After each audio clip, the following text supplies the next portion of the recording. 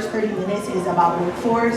So if you are having questions about jobs, she's then gonna go over like all of the transferable skills that you can bring into the workforce. But if you did bring your resume, or you have your resume on your phone, or you just wanna kind of chat about it, we'll be doing that in the back from 10 to 10:30. I actually have an agenda after that. And this is April. She is from the Cannabis Workforce Initiative, one of our partners, and she will be doing your first session today, starting at 10:30. But before that, we'll be doing one-on-one, because people might have private questions. Feel free to come to the back to ask those questions. The resume could be tricky, but this is a training that you should put on your resume. This is something that, you know, somebody sent us a screenshot of their resume, and they came to all of our trainings. And right now they have 9 trainings on their resume, where before they felt like, well, what skills do I have? And, you know, I just been working in my regular job, how do I bring that over? This is designed to be the bridge, but in order to be the bridge, we know that science matters. So that is how we got to this place, where we're actually talking about the science. This is also in partnership with Certainty Analytics. Dr. Brandy will be here doing this session. And then we have this cool session I'm excited about today. And let me just click over so I can show you. How many of you know about your endocannabinoid system? Okay, good. Okay. If you've never heard about it, you never heard about it. Oh, okay.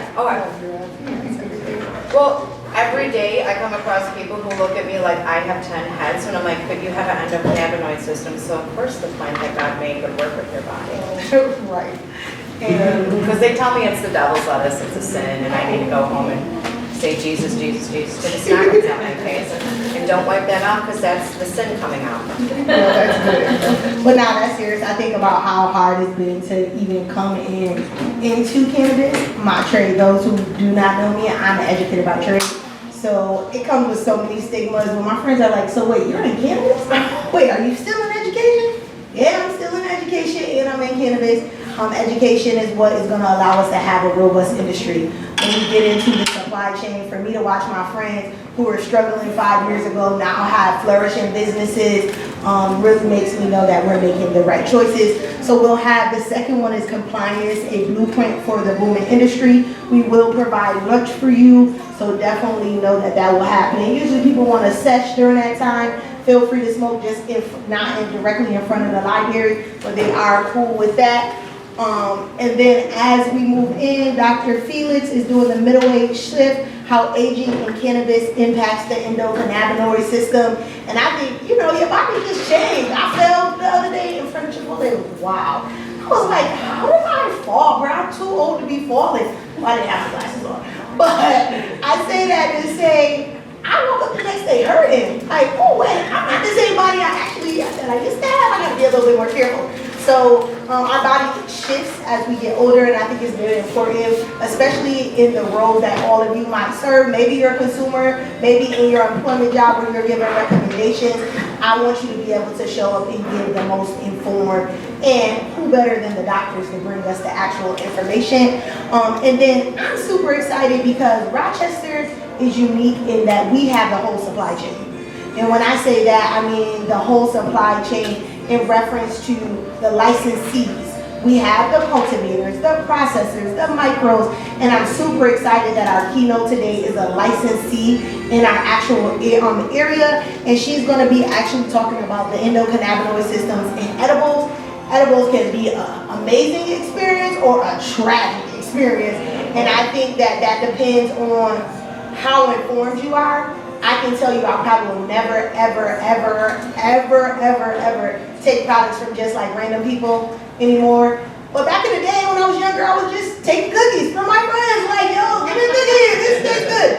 That's not happening. So I am super excited today. Again, welcome to the Science of Cannabis Symposium put on by Entertaining and Elevating with Cannabis.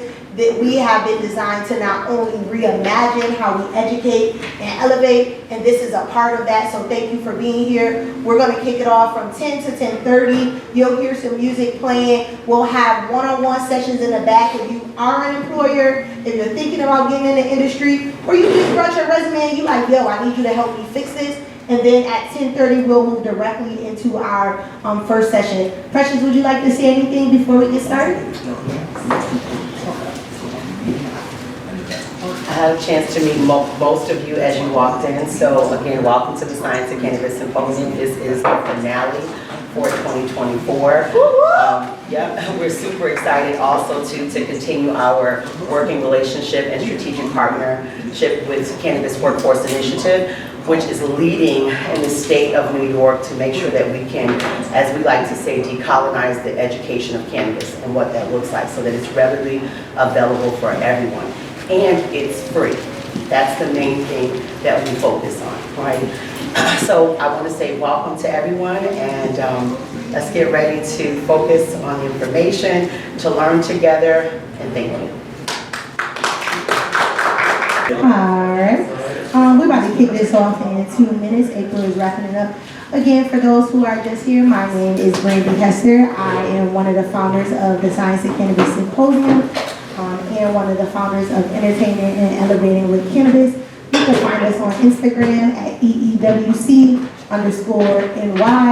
wanting to create a space in which we are making sure education is accessible to our community. This industry is not going anywhere, it's just getting started. So I want to make sure that, honestly, this all started because I remember going to a conference in New York City. And when I went to the conference, there was only one black person in the whole room. And I said, excuse me, how did I get to this moment? But it also reminded me that I feel like this is a different vibration, a different energy into what's happening, how do we move forward. And it starts in our region, so I'm so excited that I continue to be able to educate people that look like me, that align with my different identities, and most importantly, those who teach me. I learned so much from distressed farmers, so shout out to all of the distressed farmers who have helped me understand their perspective so that I can continue to better advocate. Also, Dr. Young, who she ruined me, man. She ruined me. Now I care about my cannabis. Some of y'all have some crazy stuff in the cannabis. I'm happy that I'm not only just educated in helping other people, but now I understand the plant better as a patient, so I can actually show up. Our first training is going to be with our partner from the Cannabis Workforce Initiative, and this is the second part of our actual workforce clinic, so thank you all. April, let me know if you need anything else. And she might not need the mic, but because we're recording April, you might need to use it. All right, perfect.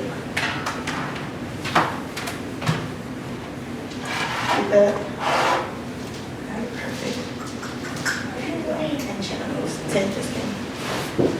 Good morning, everyone. How are you doing? Good morning. Welcome. My name is April. I'm with the Cannabis Workforce Initiative. I'm going to give you a little bit of a background on what we do and who we are. We are a nonprofit organization. We work throughout the entire state of New York to provide free workforce development training for the industry, specifically cannabis. So that means if you're an employer or you're looking to be an employer, you're looking to get a job, what does that mean? Historically, this industry did not have workers' rights. Historically, there were no protections against harassment, against abuse, against all those things that we have in every other industry. So what does it mean to actually be able to cross over into this industry as a legacy person and then make sure that you are protected, and as an employer, you're doing it in a way where you're hiring without discrimination. You're hiring employees that are going to be beneficial to your organization. You're not discriminating. You're able to hire, fire appropriately. And again, what does it mean to work in there? What are your rights, responsibilities? If you have any questions about some of those specifics, we're not really going to go over that part today, but we do have free online training. I'm going to pass around an iPad so you can sign up for it. It's going to send you an email with a link to that training. Again, it's free, 15 hours. We do work with Cornell University's Institute of Labor Relations. So know that when you watch this training, you're not just getting mumbo jumbo information, it's actually real information relating to the industry, and it's going to be up to date with what's going on in the legislation, bills, laws that are being constantly passed and worked on, as are the people that we vote for work for us. So please vote the right way, so they work for us. All right, so I'm not going to get into that, but let's look at some ideas. I talked with some of you this morning about your resumes and some skills you have, and just kind of like maybe feeling a little lost in where you might actually fit into this industry. I want you to know that regardless of where you've been, even in cannabis, even if you're just cannabis, curious, you've never used it, where do you fit in? You don't have to be a consumer to have a job in this industry. It is not just about selling weed, and it's not just about growing weed. We need people that know how to pick the right weed, and that means picking the seed, that means picking that mother plant, that means picking the right clone, that means picking the right product, that means picking the right person to test for those products and all those things. It means picking the right soil. It means picking the right thing. So I need experts in every piece of this, right? I need people that have a passion for this in order for all of us to get good products. And we all want good products, right? Yes. Right? Yes. Okay, all right. I just want to make sure you guys are here. You're here with me. All right, let's see.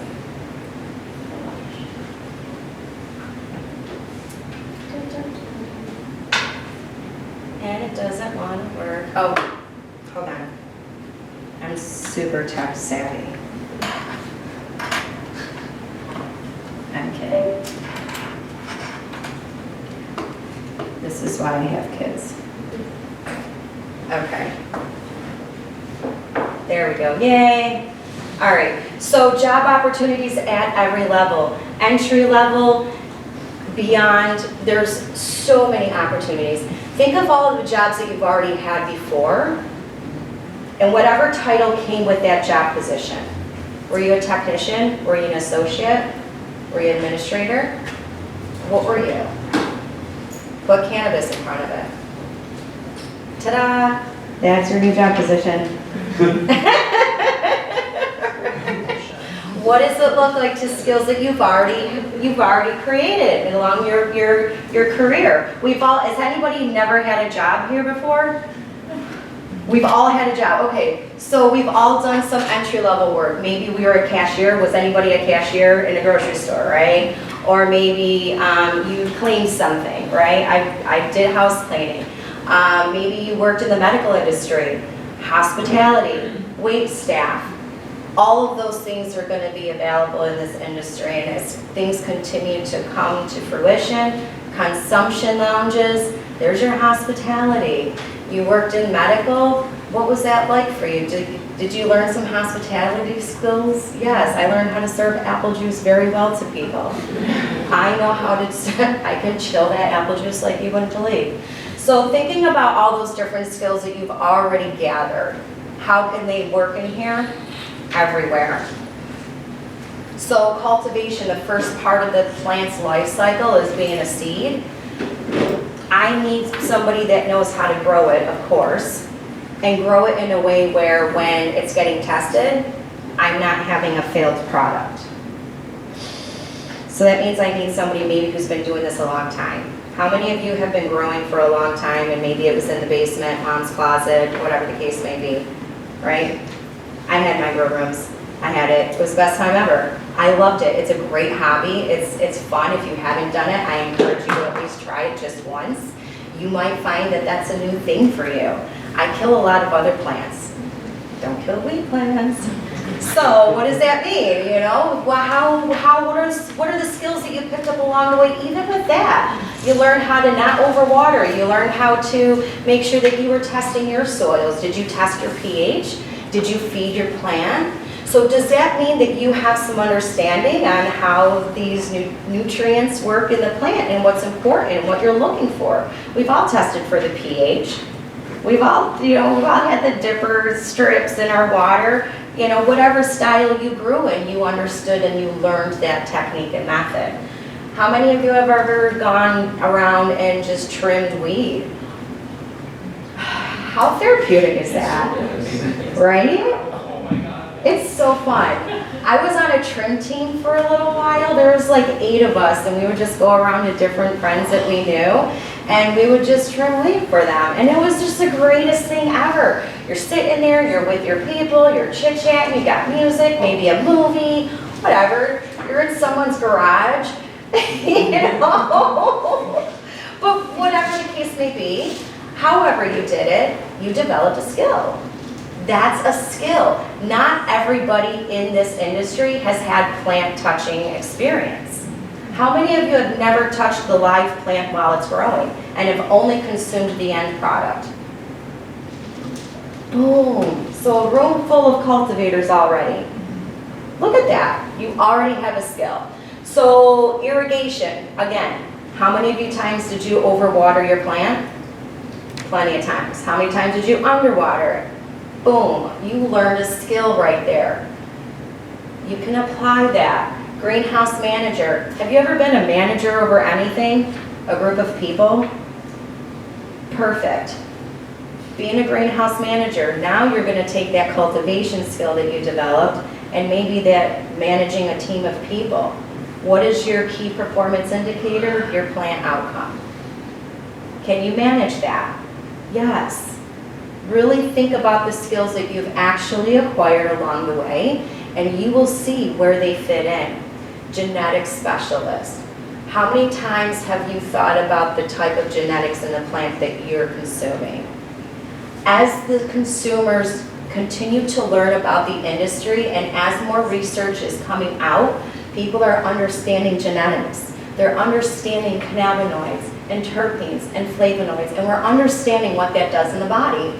So how important is it to have somebody with a passion for genetics and perfecting those genetics?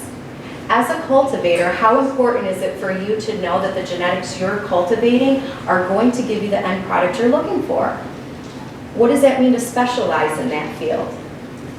Think about what makes your brain sparkle when it comes to the slides that we go over today, and really what does that mean to apply yourself to that? Propagation manager. Who doesn't love to sit there and make babies? Baby plants, baby plants. Cultivation. Right? Has anybody done our hands-on training that we had go around the state? You guys, listen. Living Soil MDV over on Lyle Avenue, Gaetano taught us about living soil. It is literally a worm farm on Lyle Avenue. And when I heard about this guy, I was like, wait, there's a what and a where? Why is there a what and a where? Because I know what worm farms are good for.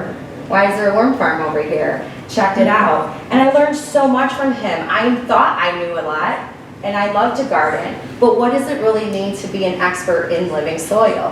What does it mean to be able to have a product that you know as a cultivator was tested for those metals? He created this product organically. He brings it to Dr. Brandy Young. She says, Gaetano, you're good to go. You're Gucci. It's a good product. It's not going to contaminate the plants with heavy metals. You've done it right. Now, you as a cultivator come in, you're living soil. You're in your community. You're right local. You're organic. What does this really mean, big picture? So do some of you see a little bit, maybe some opportunities just on that one slide? All right, let's go and got it. Okay, all right, jobs by vertical. Extraction technician. Now we're thinking the plant has been, we've trimmed it, we grew it, right? We harvested it, propagated, all that stuff, we trimmed it, and now we have to extract it. We're gonna make some of those fun products that we like, our dabs, our shatter, right? We're gonna get that keef, we're gonna roll it around on some staff. We're gonna do some things with all these beautiful products, right? We need somebody to create these edibles. The gummies don't just like come off the plant, right? Somebody created the recipe. Somebody's testing all these different products. Who would love to be an edibles technician and test product? So what does that mean for you? What does it mean to maybe understand what does 5 milligrams feel like? What does 10 milligrams? Please know, I don't need you to know what 200 milligrams feels like. I know what 200 milligrams feels like, but that's not what our market is calling for. So if you're out there and you're like, oh, that'd be great, because I know I can, that's not the point of that remember that. Remember what our market is actually doing. We're not really trying to have people go all the way to the moon. Do that if you want to, but the recommendation, 5 to 10 milligrams, should be outside. So thinking about those kind of things, you're experiencing that. And then, do you love to cook with it? Do you love to cook with, who likes to cook and make their own edibles? I love making infused oils, make that Italian sauce, get the bread dipped, and come on, like, listen, we'll throw it down, right? I love to cook with it. So what is Niagara County Community College has a infusion class where they will teach you how to do that. They will teach you how to do it in a safe way so that when you have your end product and you bring it to Dr. Brandy Young and she tests it, she can tell you exactly what's in it and you know exactly what you're dosing your clientele. Are you that new private chef? Are you showing up at my house for a private party and cooking for my guests and it's gastronomy and it's all that bougie, weird, bubbly stuff? I don't know, maybe. Maybe I want some smoked salmon, but I want it smoked with some herb. What? What? Who wants to do that? That sounds really good. I'm kind of digging that right now, and I'm gonna get hungry. So think about that, right? And then that's just cooking it, right? Quality control. Quality control along every step of the way and compliance. You know that compliance starts from the very beginning. So I'm a compliance officer at heart. I love me some policies, and I love to rip a policy apart to find the holes. I want to make sure that whatever it is that I'm doing as a compliance officer is making sure that my employees and my company is safe. So know that your job as a compliance officer, you will have so much fun if you enjoy it. You will be able to have an opportunity at every step of the plant's life cycle for a job. Okay? So compliance, when it comes to that processing and manufacturing, that's all the way from packaging. Is the package compliant? Is it meeting all those regulations? Think about all the regulations that are in this industry. It's overwhelming. That's compliance. That's your job right there. Know all that stuff and make sure everybody adheres to it. In addition to labor laws and things of that nature, that's a completely different realm of compliance in this industry. If you've ever done HR, if you ever had to hire people, there's a compliance portion of that that's separate from cannabis. You don't even have to know any of the cannabis stuff to do that. Can you keep track of your staff's paperwork? And that's in every industry. So thinking about that, awesome. Laboratory director. I have a really strong belief that as this industry continues to grow, certainty analytical labs is going to grow, and you're going to need people.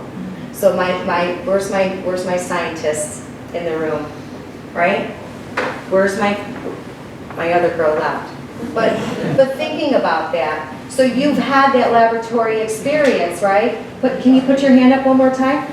Right? So you have that laboratory science experience.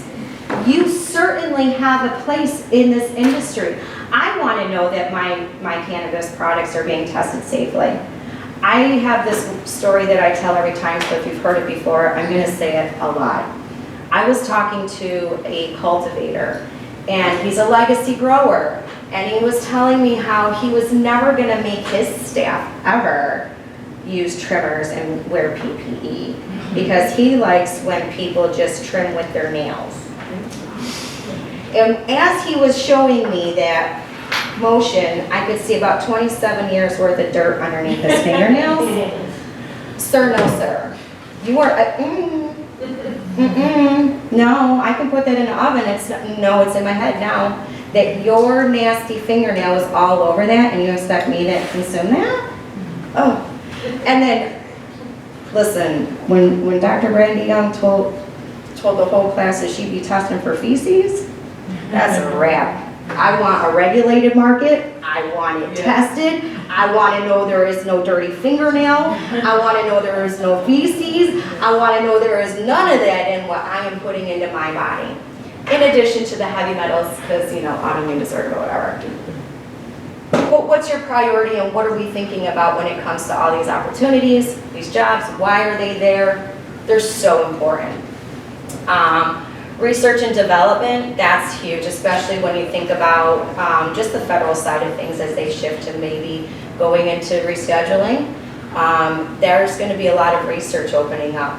So what that can look like, if you're ever in that research field, if research is your forte, stick around. We have the University of Rochester attached to Strong Memorial Hospital. The research that they do there is going to be very significant. They're always looking for research money.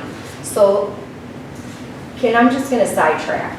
When that happens, hospitals compete at a national level and they win money, funding for research based on how many beds they have. So let's look at industry butterfly effect. Cannabis is rescheduled, hospital has to build. Look at all the jobs in construction. Look at all those medical jobs that are needed. From the ground up, facilities, the technicians, the transport, daytime, nighttime, afternoon time, and then the work that has to be done in addition to the research. So I want you to really consider, what does it mean to have this as an industry? So when somebody's telling you that weed isn't going to do anything, you have the tools now to tell them how wrong they are. Okay? All right, delivery. Who's ever delivered for pizza, Uber Eats, DoorDash, whatever, all the other ones they got, right? Okay, experience. Can you deliver product X to house X? Yes. What is product X? Pizza. Weed. Those are your only options, apparently. Maybe some French fries. Dispatch coordinator, who's the person that's telling you where to go. I was dispatched at a Greece volunteer ambulance when I was younger. That's experience. Telling the ambulance technicians where to go, right? Did you ever, like, medical cab? There's all sorts of different ways to get experience there. Customer service representative. Who's ever dealt with customers? Are they always right? No. Fleet maintenance, the mechanics. Thinking about this one too, like, if you ever think maybe I could start a business, every person that's out there with delivery, some of them can have up to 25 cars. Does anybody here have a mechanic that they can easily get into? If you do, I want their number.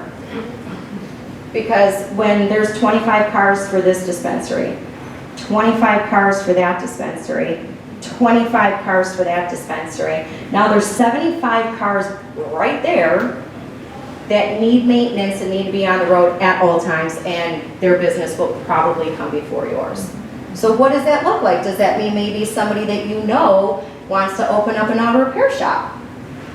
That'd be kind of a sweet gig. You could contract. You wouldn't even need regular customers. So thinking about what is the job opportunities, does this open it up a little bit more?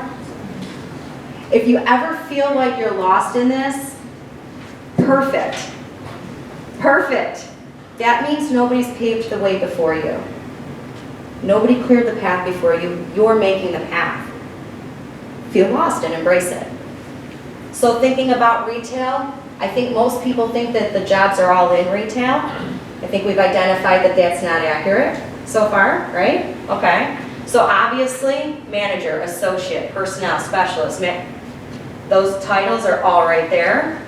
So if you've ever done that in any other store, you've already got the skill to do it here. And then it's just about those bud tending skills. Once we get down to the retail side, that's next week in the same room, same bat times, same bat channel, and it's free. But I'm going to do bud tending and terpology next week. So if you want to have an idea of what that looks like, what the industry is looking for from their bud tenders, please come. Sales associate is a little bit different from a bud tender in these categories sometimes, just because a sales associate, you could be selling the paraphernalia. Are you a brand ambassador?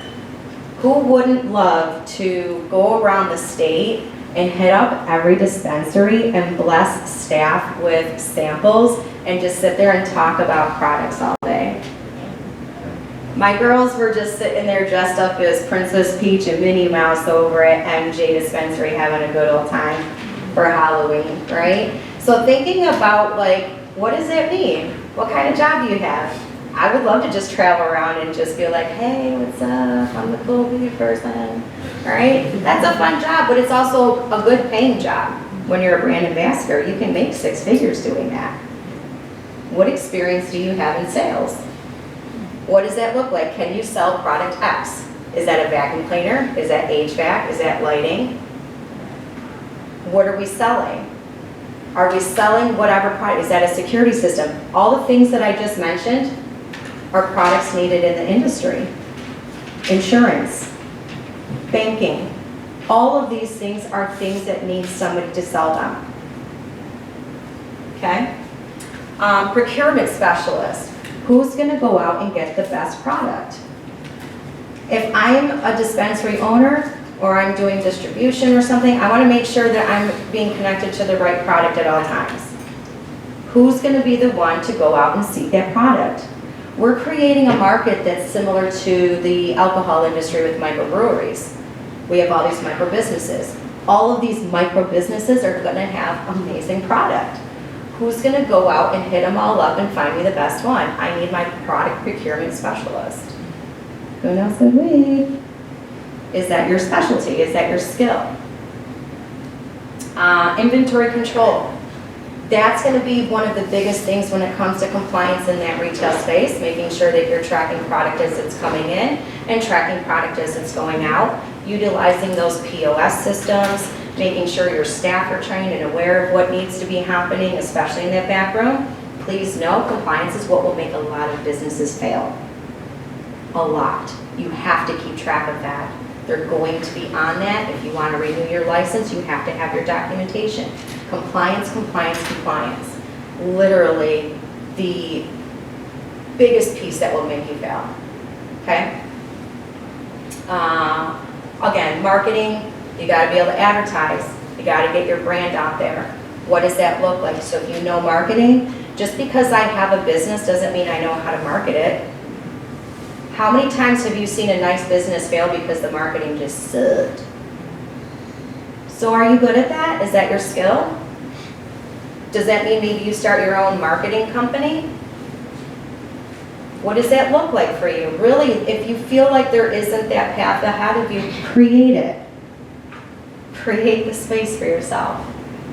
And compliance specialist, of course.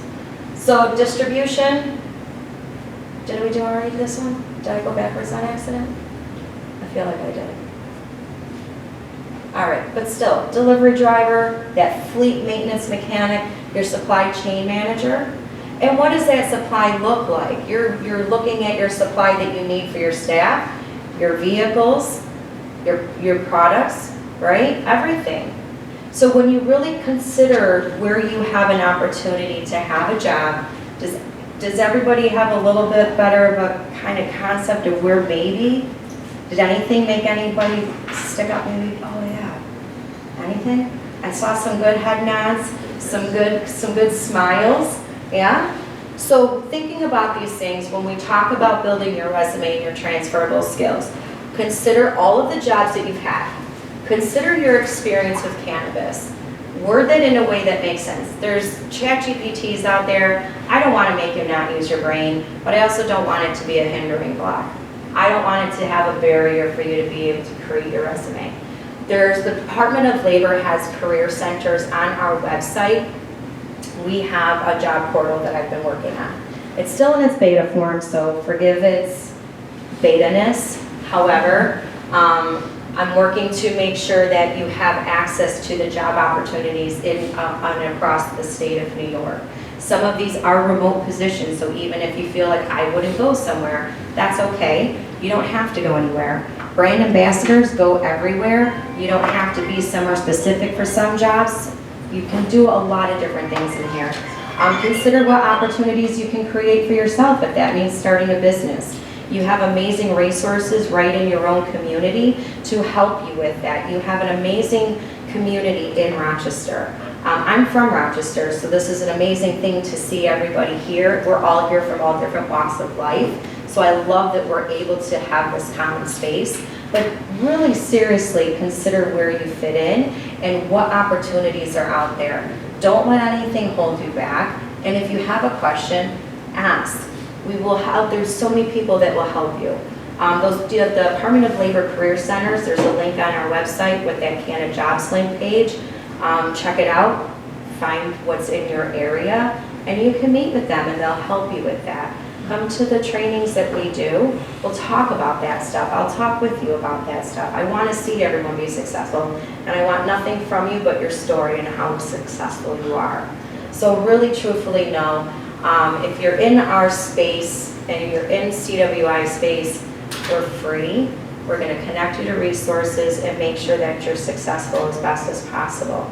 So I'm going to wrap that part up, and I want to open up for any questions, and then I'm going to pass around the iPad once I get back, but it'll distract me if you want me to ask questions. Any questions?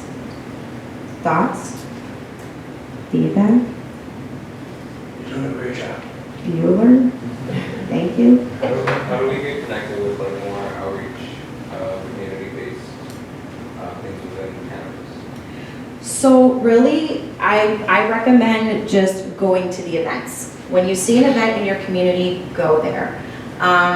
There's opportunities all the time. Cannabis Connect is a great opportunity to connect with other people in the industry. So that way you're seeing the people, they will bring in some of those experts. So if you have an opportunity to go to an event, go there and get in that space. If you're not going to that space, isn't going to come to you, right? I got into this space by putting myself out there, by constantly Googling stuff, by constantly looking at the regulations, staying in connection with what the OCM was doing. I just put myself out there and I kept looking for the information. If you look for it, you will find it. It can't always be out there easily because of advertisement laws. However, they're out there, and go and really pull up to the table where they're sitting. Are you guys with Rise? Yes. Okay. Wow, I'm so glad you guys came today. Because I have gone there and like, I go there and I'm like, hi, CWI. And they're like, okay, cool, bye. Like, we have our own thing, we don't want you, or 3 things. So I'm so glad to see you guys here because I want that, you guys you are part of our community. And so there should, I don't believe in this whole separation of MSO, blah, blah, blah, blah. You're part of the community, you're part of the conversation, you deserve a space at the table too. Awesome. Okay, yes. Were you all at the CanCon in Syracuse? Yes, I was there, Yeah. over at MeCan. Yeah, I didn't get to go, but someone on the farm went, and he met a lot of really great people, and it's really cool. Yeah, no, MeCan was amazing, lots of people. That's another great opportunity for you guys to see what the industry is about. And I was a bud tender for probably almost about 6-7 months. And in that first period, I was able to go down to New York City to the CWCB Expo. And that was my first time really understanding what the industry was about, because I went there as a bud tender. What jobs did I think were available? Just bud tending. I already had a 9 to 5 where I was a compliance officer, like suit, like high heels, and some of it was gross. That's not my life. But so when I went there and I saw a booth with security, a booth for insurance, a booth for greenhouses, a booth for growing, like cultivation, lights, HVAC. I'm like, wait a minute. Let me learn the word industry one more time. Let me actually know the definition of industry and what it actually means and all of the supports that it takes to do this. Once I recognized that, that's when I realized, okay, this is far bigger than just selling weed. It really takes all these ancillary supports. And I always think about the guy that, changes the oil on your car. He's a guy, and he takes the bolt off, right? And then there's the oil pan, and then there's the oil, then there's the other guy yelling, blah, blah, blah, right? So somebody hired the guy, there's your HR person, somebody is supervising this guy, somebody trained that guy, and there's the guy, and he took that bolt off. Somebody made the bolt. Somebody made that oil pan. Somebody pulled the oil out of the ground. Somebody shipped the oil there, right? Somebody bottled the oil. Somebody created the bottle for the oil, the stupid label. Really all the way goes down to it. Somebody built the machine to create the bolt.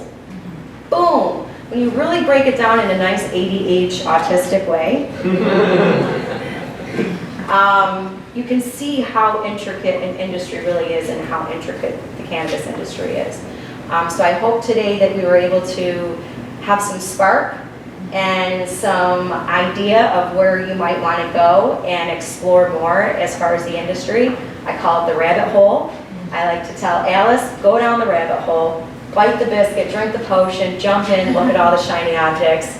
And if you ever had any questions, just email, reach out. We'll help you out. Okay?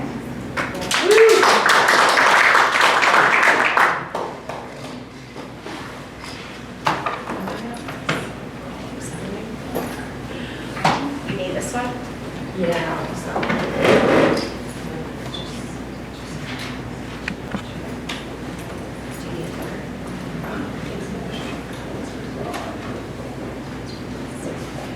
Wow, I hope you guys learned a lot of amazing information from April. Thank you so much. Heard the clapping, April, my signal.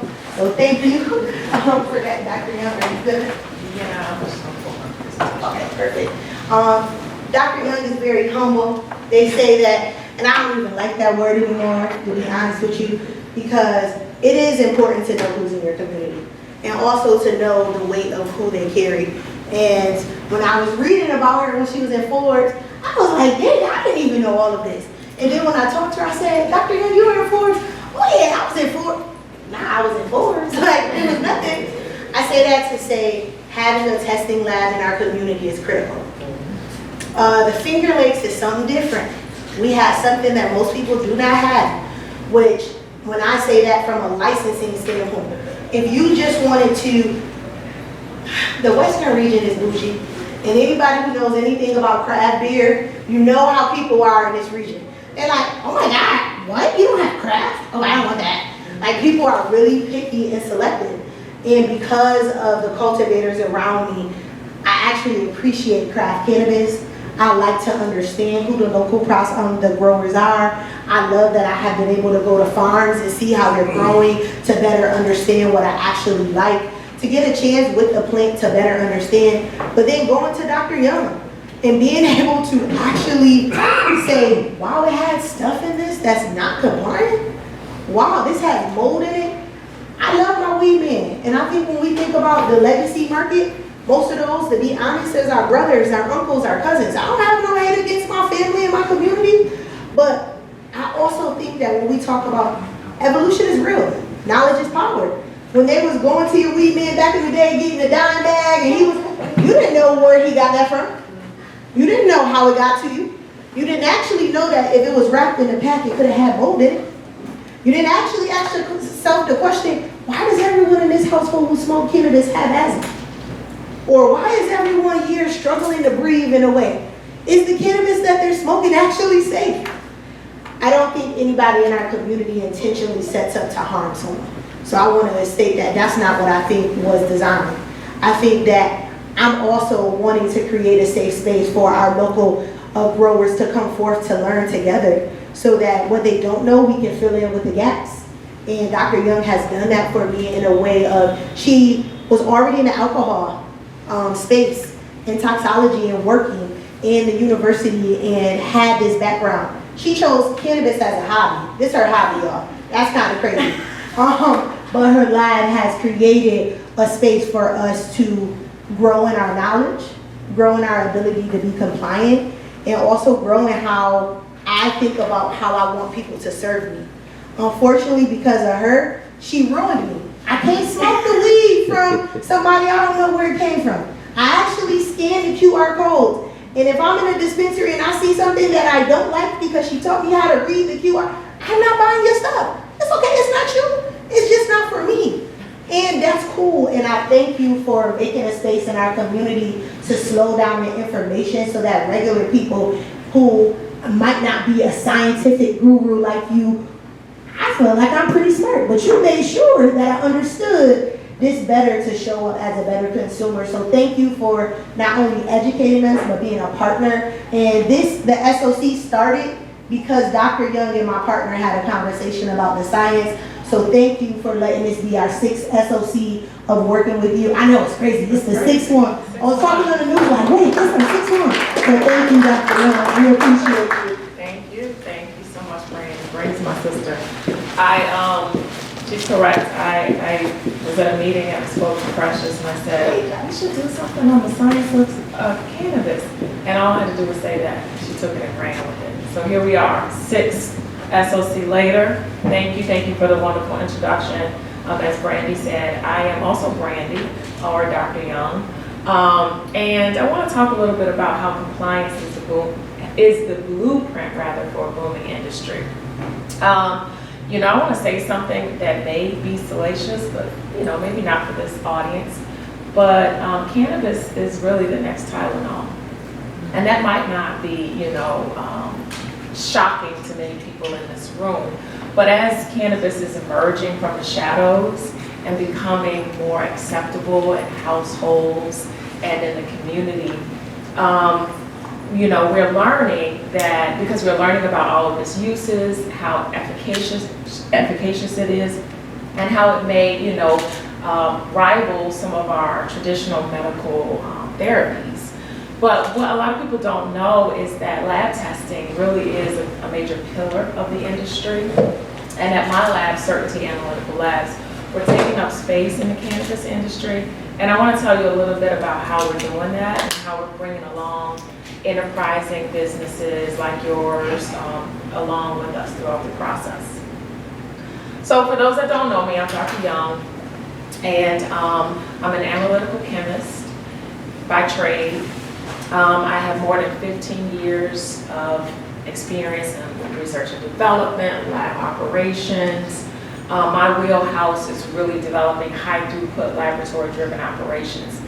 Certainty is New York's only female, Black-owned and operated testing lab. We are the only lab in the Finger Lakes. Thank you. We're one of 15 labs now in New York State that's permitted. And we're the only lab that really operates in a boutique fashion. So we're very personable, very consultative, and it is our mission really to serve in that way and to bring new businesses along as they are enterprising in this industry. The good folks at Forbes magazine recently highlighted us, you know, because they understand the value that we bring, and it's Forbes, so they understand the lucrative business case, hopefully, to be made. So shown here is, you know, the plant that connects us all on the right. And this molecule here is the small molecule psychotrope, which is also called THC in this case. And it's this molecule that we know to be associated with cannabis, and this molecule that gives you that sense of euphoria when you ingest it. Cannabis has a lot of cannabinoids. THC is just one of many. What people don't know about cannabis that I think is important to start with is that it is a phytoremediator. And that means that it does a really good job of cleaning up the air, the water, the soil that it comes in contact with of like toxins, okay? So with that, I've shown here a few articles. And this first article is one, it's kind of like an urban legend, kind of, you know, but we have some literature here to support how cannabis is being used as a nuclear, as a way of cleaning up nuclear waste. So you may be familiar with the case of Chernobyl in Ukraine, where there was a nuclear waste accident. And what they do actually to remediate that is plant hemp, you know, which is a form of cannabis, to remediate the soil of nuclear contamination. And more often, we're starting to see more papers that are using these awesome phytoremediation properties of cannabis to clean up heavy metals. They're studying the molecular machinery behind how this plant works to clean up toxins from its local environment. So this is all but a few examples of that. So with that, you know, there's really a case to be made for why cannabis needs to be tested and evaluated, and why we do compliance testing because of these awesome phytoremediation properties. Now, Our local regulators, our government, is charged with mandating, permitting laboratories, and enforcing those laboratories to do testing for this industry. So our regulators create standard operating procedures, they create workflows, they create policies, they create guidelines that the lab then has to go back and follow. They are charged with making sure that these products are safe for human use and consumption. So with that, the lab is charged with doing one of three things when we're testing. We're testing products for safety, we're testing products for quality, and then finally for compliance. And we're mandated to do, it's a battery of about 11 tests. And what I like to do is just go through and show you what those tests are so that you're familiar with them, right? And you have some knowledge about them. Now, I don't expect you to leave here being an expert and understanding how we do, every test in the laboratory, but at least level set and have some good understanding of it. All right, so I'll start with our compliance test. And these are like two that you're probably very familiar with, because if you're ever in the dispensary buying products, you're looking for potency, right? You're looking for terpenes, right? Terpene profile. So those will fall under the battery of our compliance test. Here is an example of a certificate of analysis, right? That will come out of our lab. And that certificate of analysis would outline all of the tests that are that would be required to be done and passed and deemed safe. And a lot of times, labs these days are creating COAs that are simplified, one page, so that you can quickly look at it and move forward with, whether or not we can proceed with manufacturing or selling this product. But there's a lot of details and info in this record that is required, and it's required for reasons of traceability, right, and trackability of your product. So, but to begin, we are looking at heavy metals, we're looking at pesticides, microbes, solvents, mycotoxins, water. I'll go through all of these. But again, when we're talking compliance, most folks are concerned about THC, CBD, and terpenes. And each of these COAs will also have a record in the ledger here, and I'll talk a little bit more about that record. If we look beyond that cover page for our potency test, the state requires that we monitor 13 separate cannabinoids, all right? And they range from THC to CBD to CBDA to CBG to CBGA, acids and neutrals, right? And New York State says this is what you have to monitor at a minimum. And some labs add more cannabinoids on. And the reason for that is because, maybe a grower wants to strategically market their product based on a particular cannabinoid profile, or maybe they want to put a cannabinoid on their label, right? But first and foremost, you got to engage with a lab to help you get that information. So this is an example of what our COA looks like. We have our detailed cannabinoid information. We have cannabinoid information without moisture correction, and we have cannabinoid information with moisture correction. If you have a flower, right? If you have a flower product, you have to have it reported on a dry weight basis, based on what New York State says, okay?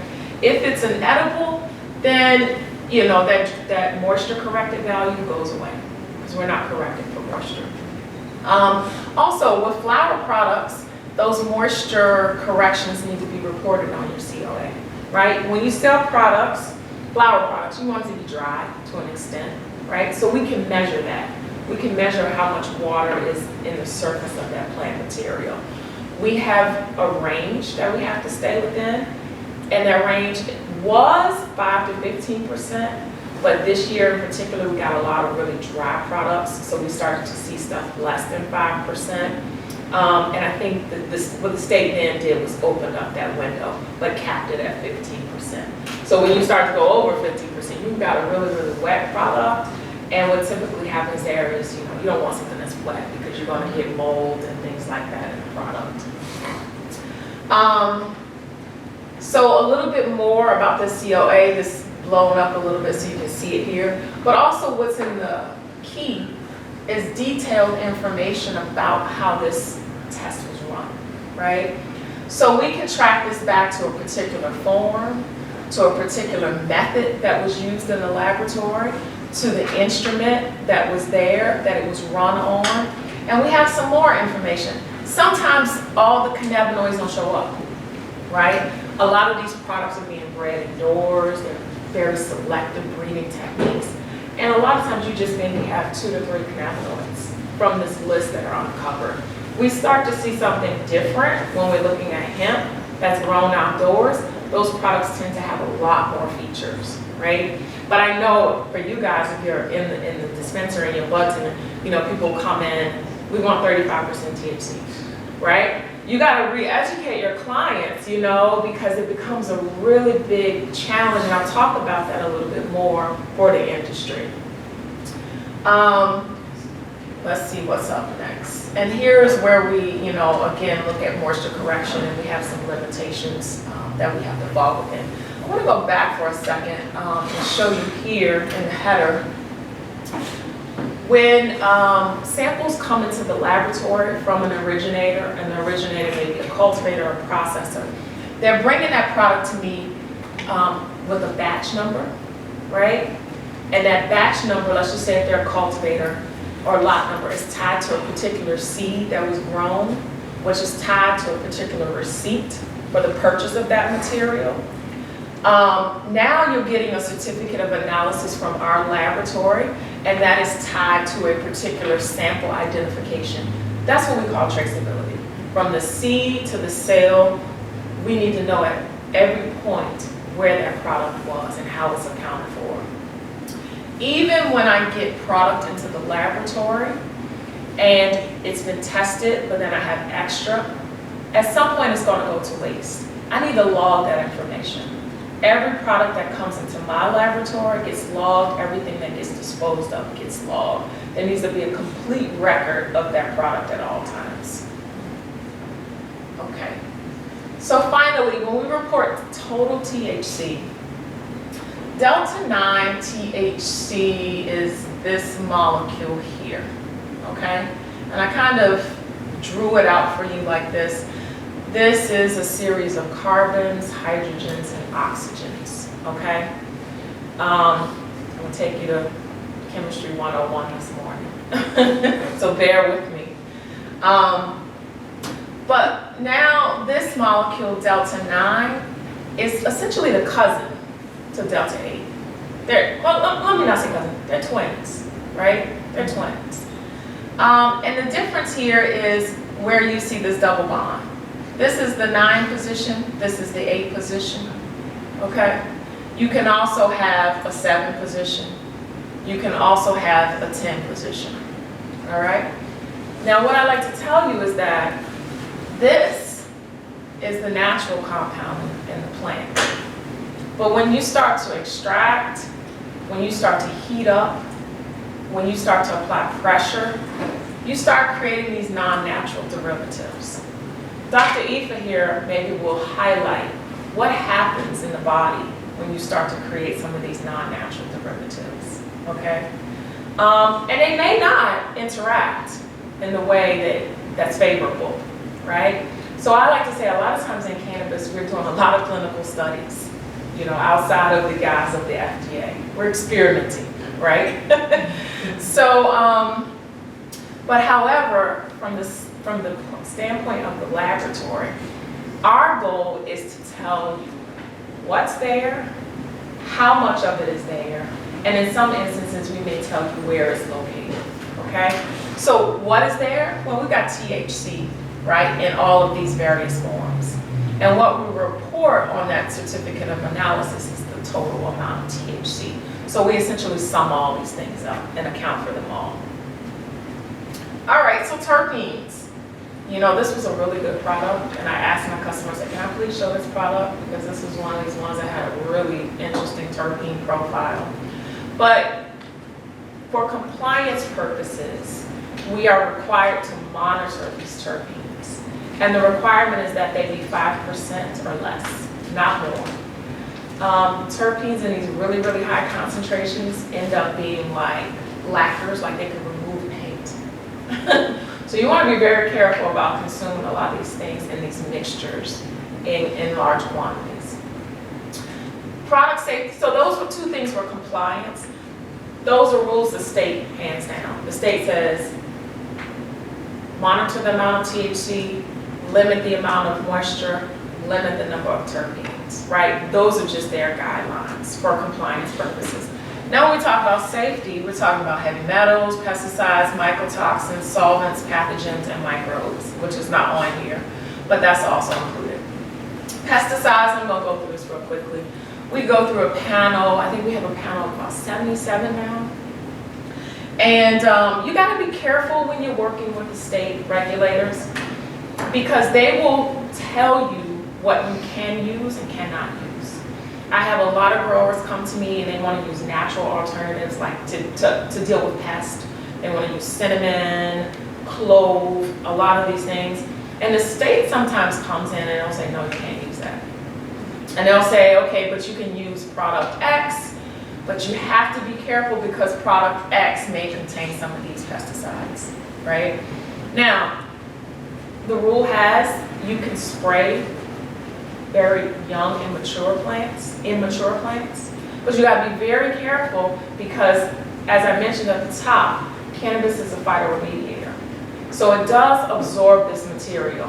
And you will find sometimes strain A, you'll never see the pesticide. But strain B, which is, some variant, will have pesticide levels way above the threshold level, okay? So you just gotta be really careful about your grow. I would say my advice is always to just go slow. I have a lot of people that, I've got 30 strains, that's a lot of money. A lot of times they didn't factor in all of the testing that has to happen for each of those strains, right? Heavy metals, this is the big, big 2, 4, 6, 8 typically, right? There may be a few more that get monitored.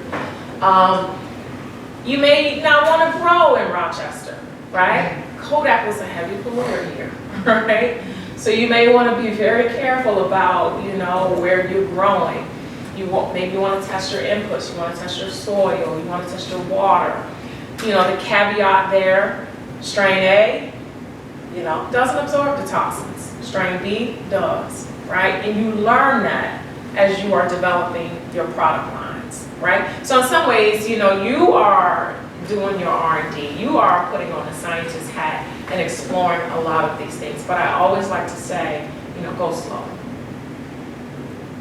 Mycotoxins. Mycotoxins are small molecule metabolites from our molds and from our fungus. They are toxic, right? So if you find these mycotoxins in your product, there's pretty much nothing you can do to remediate that, all right? It is a sign that a pathogen was in your particular product. It's typically a thing that you see when your process is not very clean, okay? Now, we only look at ochratoxin and aflatoxin, but as you can see, there are others, right? As a licensee, it is really incumbent upon you to do a lot of due diligence, right? The last thing you want is a consumer claim, right? And the consumer gets sick, they're gonna tie it back to your product, they're gonna tie it to that dispensary, tie it back to that brand, tie it back to the label. It's just a matter of time before we start to see those types of claims, right? So we really only scratched the surface, and we're constantly, as a lab, working with our regulators to make sure they're looking at, the appropriate inputs for the products that are getting sold. Residual solvents, we deal with this with our extracts. Butane extraction is a big one. We even had a new reagent added to the list after some challenge. It was pretty much antifreeze. You remember that? I don't know if you all know about that one, but there was a really big challenge. Some processor was using antifreeze to extract And that's added to the list. The point is you can use whatever you like, right? But you gotta clean it up.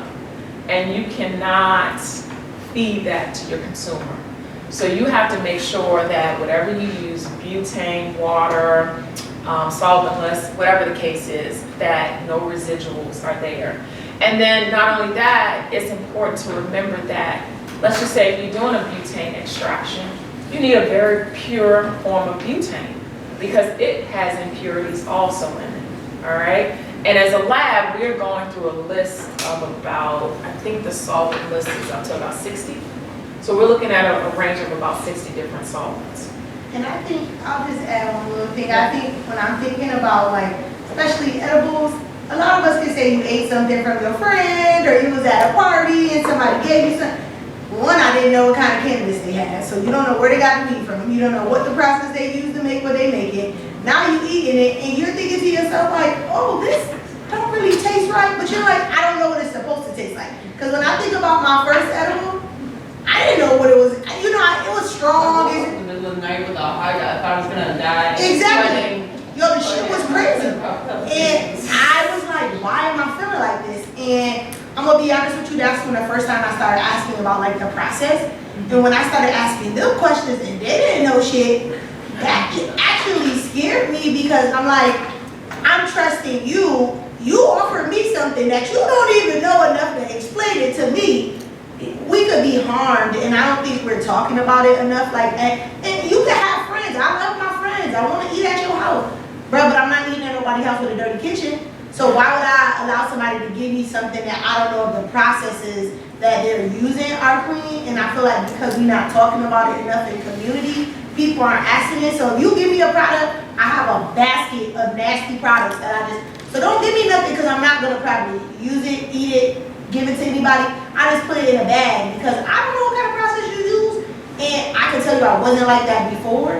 And now when I started having products in the regulated market, understanding the taste, what I do like, what I don't like, understanding the process, now I can actually buy to my actual profile.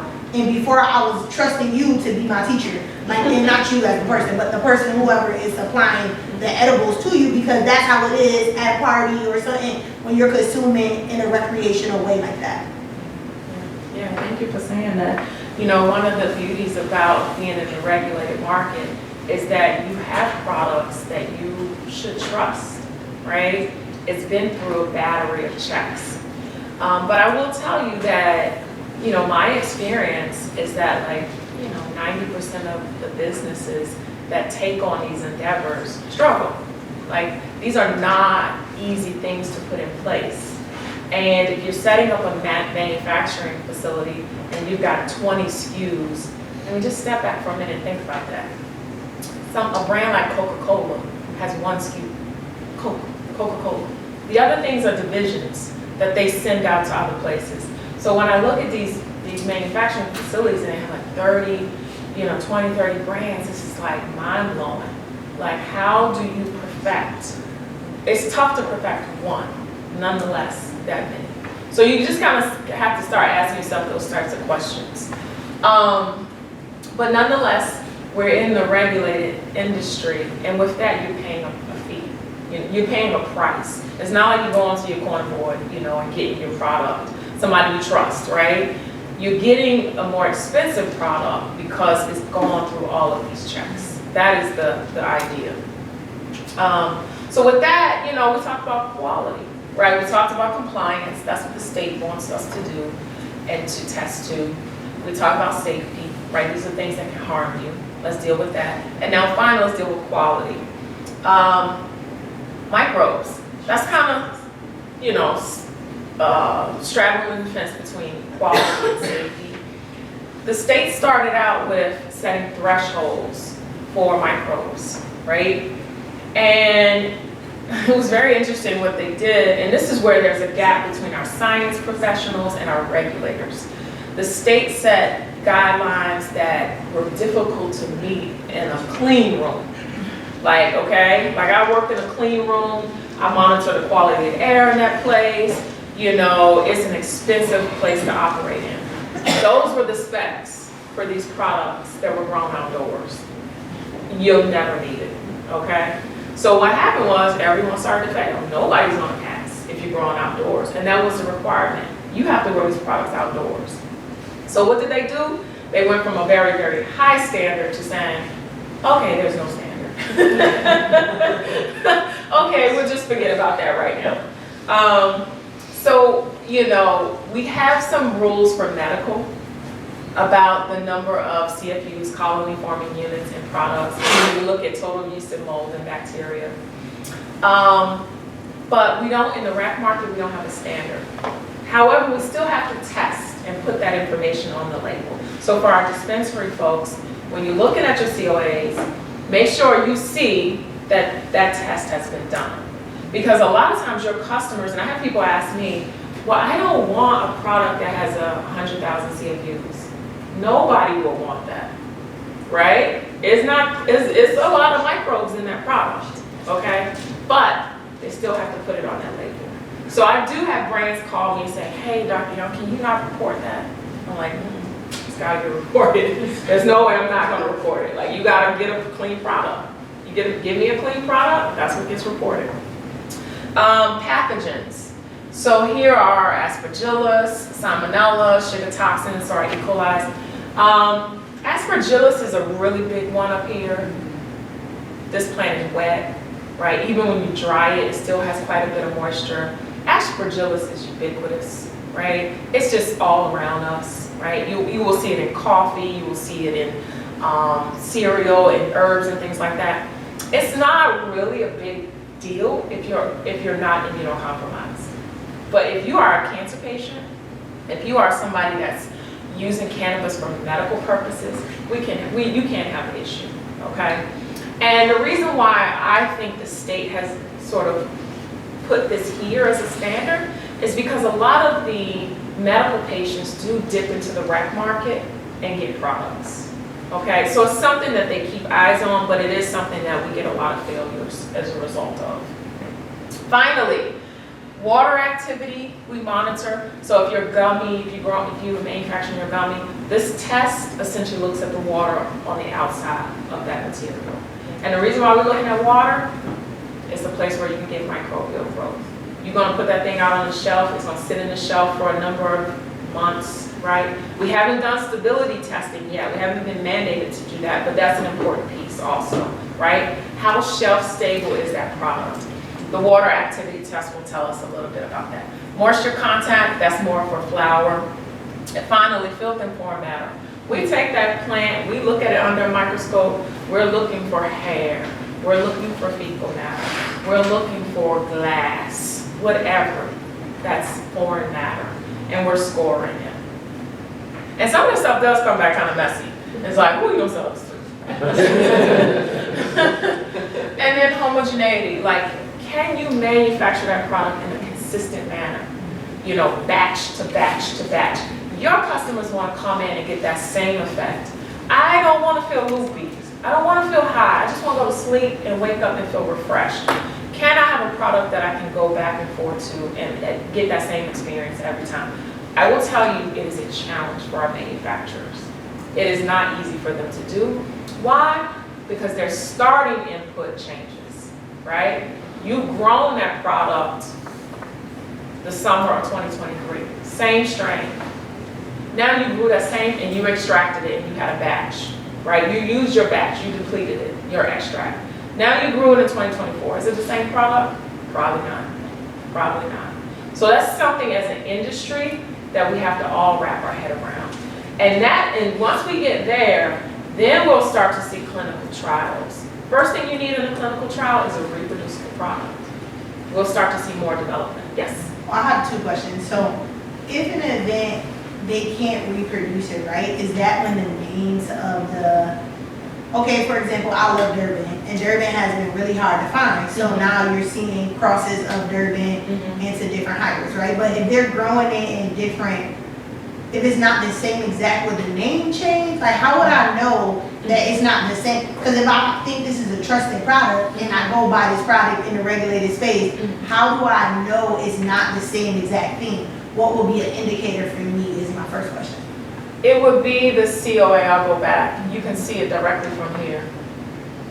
So if we look here, you've got THCA 12.34%, and let's just say you do another extract, and it ends up being 5%.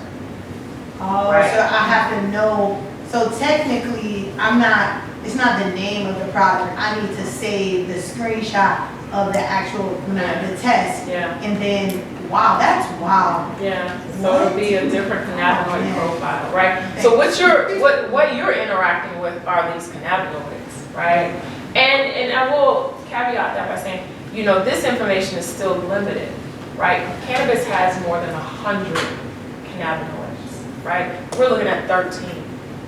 Okay, so now when you get to a place where I was kind of referring to, where you got very, very consistent, stable products, you're going to have synthetic material, right? It's still going to be, let me go back, it's still going to be THC Delta 9, but you made it in the laboratory, right? And that gummy has 20% or 10% THC 9, 5% 8, 3% THCA. You're making it in a very consistent way. But first, I need to know a little bit about the general public's, how you respond to it, right? So there's a lot of information we need to know up front before we can get to a place where we can make those consistent products. But it's very likely that it will not come from a flower, from an organic product. Wow. So then my second question would be, if, like in terms of like wanting to reproduce something, if we're starting to reproduce it in the lab, right, does that take away? Because this is where people get into indoor, outdoor semantics of like which is better, because they feel like indoor you could control it better because it allows it to be more stable. Do you find that the products produced in an indoor are creating more stability to allow like us to have research? Or are you seeing that it mirrors what's happening in outdoor where it's kind of inconsistent because of like the terroir of the soil? Well, I would definitely say that the indoor grows are consistent because they're very limited in their profiles based on what we can monitor. So like our indoor grow will just have THCA, THC, CBD, CBG, and CBN. It's really not much more than that, right? Beyond the profile that we're monitoring. But when I start looking at those hemp products, then I have THCV. I have CBG, CBN, CBNA. Like I have a lot of other things there. So there's a trade-off, right? But to answer your question about the consistency, I do think you get more consistent products, but not for indoor. But the type of consistency I'm talking about is that product is there. The variability is like plus or minus 1%. And we can reproducibly create that product, every day of the year for, 10 years. That, I don't think you'll ever get that. There's no, in my mind, or to my knowledge, I don't think there's an agricultural product that does that. Maybe corn, I don't know, but, I'm not aware of a product where you can do that. So that's where you have to this is where Big Pharma comes in, basically, right? This is where the other industries are going to come in and start creating these things in the lab, and you have manufacturing facilities that are making big batches of Delta 9. It's still Delta 9, it's just not Delta 9 with all the other 100 cannabinoids that are on or off, right? So, we have time to get there, but that's just, in my mind, when I say it's consistent product, that's what I'm thinking. Okay. All right, let me wrap up because I know I'm going way over here. This is the last little bit. When samples get into my lab, I talked a lot about traceability and record management. I'll talk a little bit about record management. As the originator that has the batch, that has the flower and strains you're growing, you can't walk them to my lab to have them tested. We need to have a second, third-party entity go to your facility, randomly select those products, and then bring them back to the laboratory for testing. So, you know, and the idea is, well, you could cherry pick. You know, you could pick whatever you want, give it to the lab, right? But we need an objective party to come in, collect it. And we have rules on how we collect those samples, okay? So some labs have sampling firms. There's another job in the industry, which is a sampling tech, laboratory sampling tech. And it's almost like an Uber type of service, where you get a call, come pick up this batch, take it to certain labs. And that is, you know, a position in the industry that is easy, actually a very easy entry point into the industry. But they have rules on how they collect products. So as a lab, we interface with everyone, just about everyone in the value chain except for our dispensary, right? By the time it gets to the dispensary, we're really out of it. But we help our breeders make better breeding decisions. We help our cultivators strategically market their products based on their cannabinoids. We identify harmful contaminants in the process. We help with accurate packaging and labeling. And we also do some regulatory checks for our government officials. The Secret Shopper program has started, if you don't know about that. So you will have secret shoppers coming in and pulling products from the shelves. And you may ask why. Well, this is why. And our dispensary owners here can tell you a lot more about this, you know, but we certainly feel it as a lab. Cultivator goes into the dispensary, try to sell their product, and the dispensary's like, listen, I can't move that product. You know, people want 40% THC. That's what I've been hearing, 40% THC. Let me tell you, it don't exist. It don't exist. So, you know, now our cultivator's under a lot of pressure. And who does he put pressure on? Me. Give me 40% THC on my certificate of analysis. And I'm like, you gotta grow it. I can't just give it to you, right? So now, oh, I left out a picture. Now the regulators are like, you know, we have an issue in the industry, right? If things are not enforced, if you have regulations that are difficult to meet, it becomes a problem throughout the value chain, right? So our laboratories are under a lot of pressure, and you know, some unscrupulous things are happening, right? But, you know, 2024 market in New York State, I think we're up to 700 now, so this is all, right? You know, it's a big industry. But I started this talk talking about compliance being, you know, the way forward for a booming industry. And it's important that we have third-party objective operators. The lab is the truth, right? So if you don't have that, then what do you have? And then we are the base of the industry. This is what ends up happening.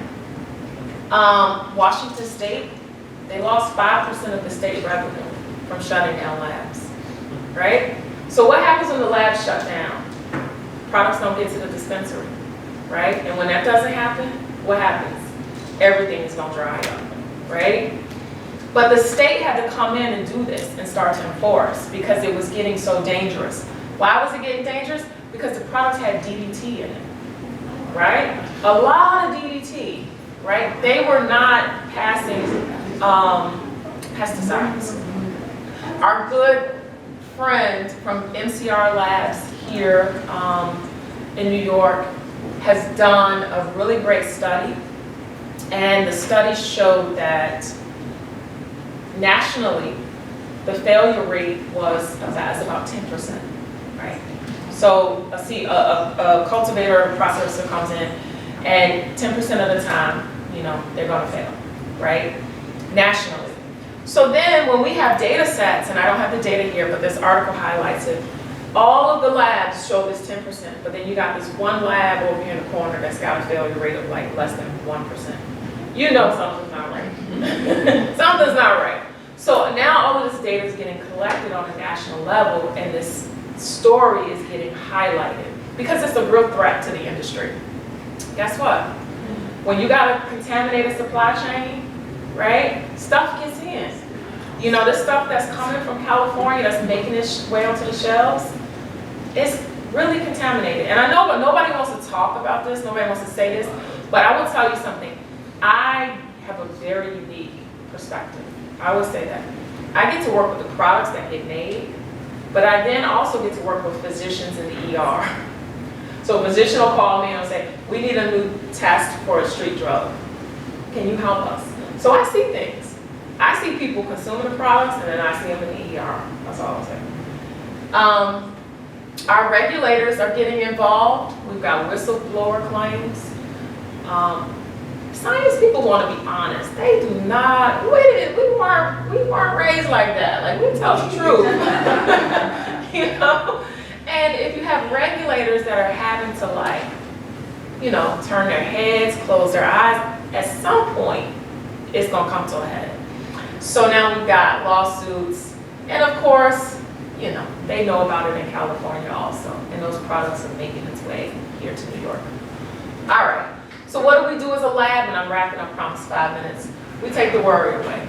And our goal as a laboratory is to create pathways so that it's easy for our businesses to come in. We know the regulatory hurdles are huge, and we've created tech to sort of help you manage this process.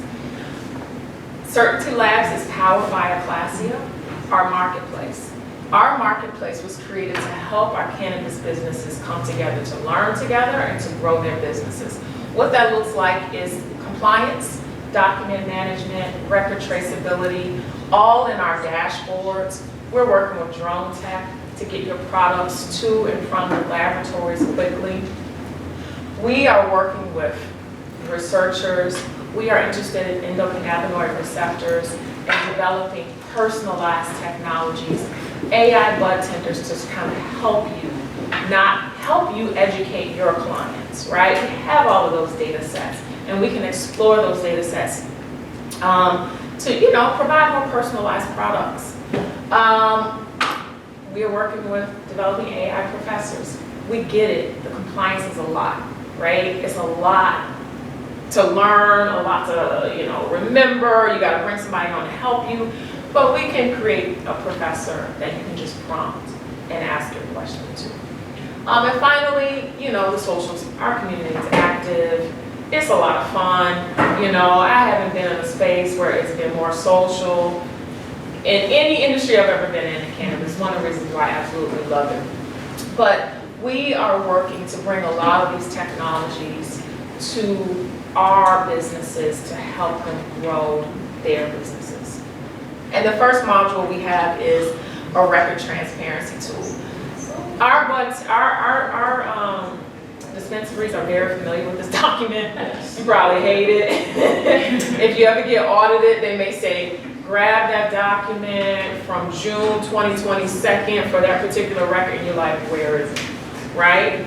It needs to be signed by the originator, date, timestamp. It needs to be signed by the transporter. It needs to be signed by the lab.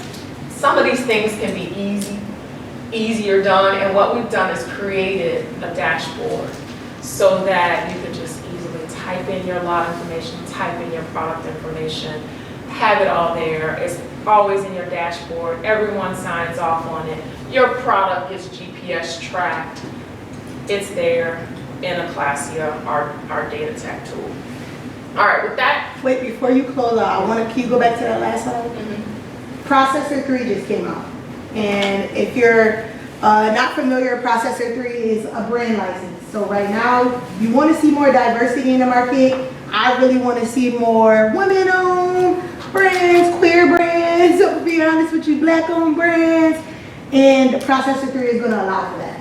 But with that in mind, if you are, because Processor 3, you're not touching the plant. So think about this as your brand, you're white labeling something, then it's going onto the shelves.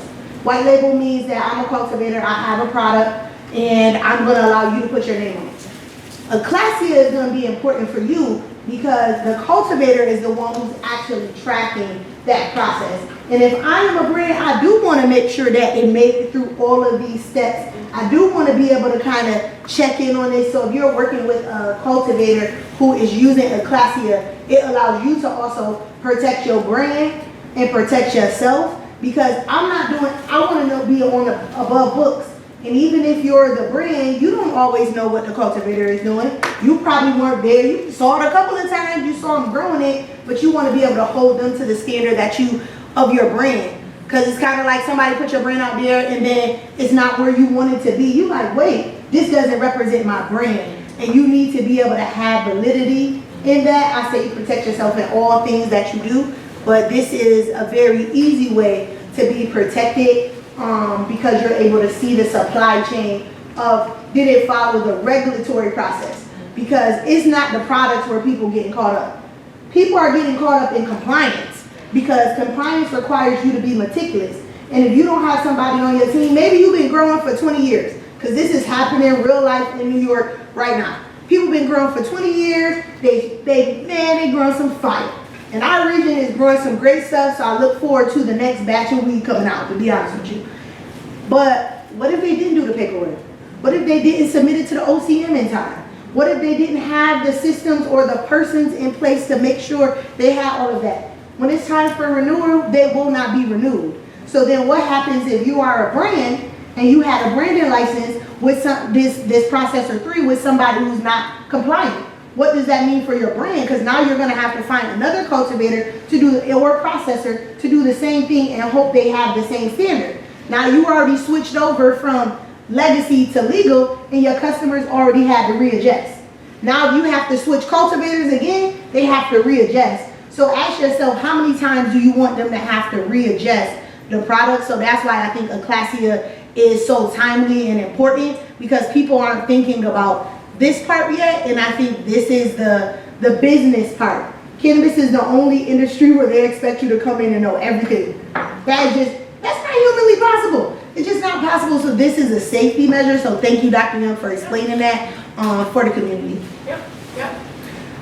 So with that, if you want to scan the QR code, I'm happy to send you these slides, stay engaged with you, and keep you aware of all of the events that we have going on throughout the year and into next year.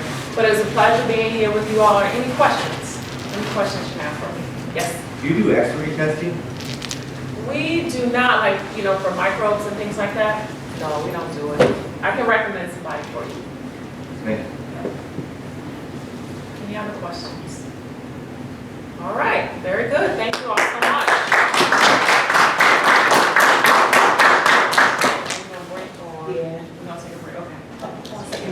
We're going to do one activity before we go to break. Lunch is at 12:05 to 12:35. Then we'll come back. We'll be getting into our 2 last sessions. This is over at 1:30. The food is on its way, so I don't like to stand between the person and food. But as soon as it comes, I will keep you related. But there is something that I do want to do.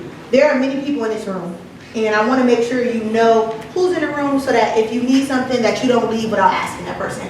So I'll just start. I want you to just share your name, who you are, if you're in what you do in the industry, and if you're not in the industry, what kind of job would you like to have in this industry? It might be an employer here that might need you, and you could be able to connect in that way.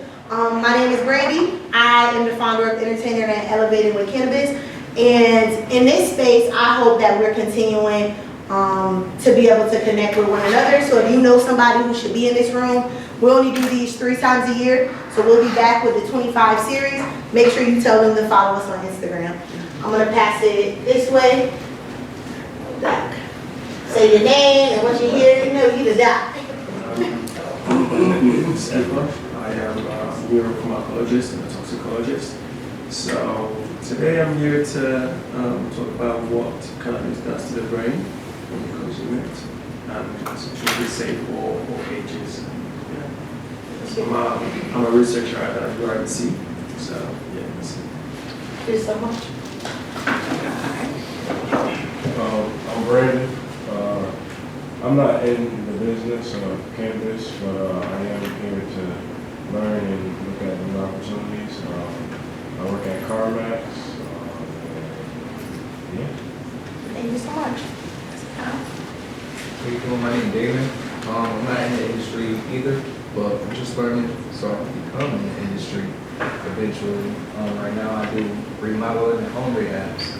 So. We definitely need y'all. Think about the construction build outs and all of that. My name is Dash. I'm not in the business, I'm more so a consumer, but I can't really educate myself a little more on THC, especially I like that fluid slides talked about like, I say like the, I guess you call it like the street cannabis, and like how I've actually known some people that have been like hospitalized for using unsafe products. But for me, I'm like to call myself a jack of all trades, so I work a lot in the construction industry, also work in automotive, so I get to know a lot of people, I see a lot of faces, so the more I can educate myself, the more I can talk to people about like safe measures. I'm just here to do that. Thank you so much. The pastor right behind you.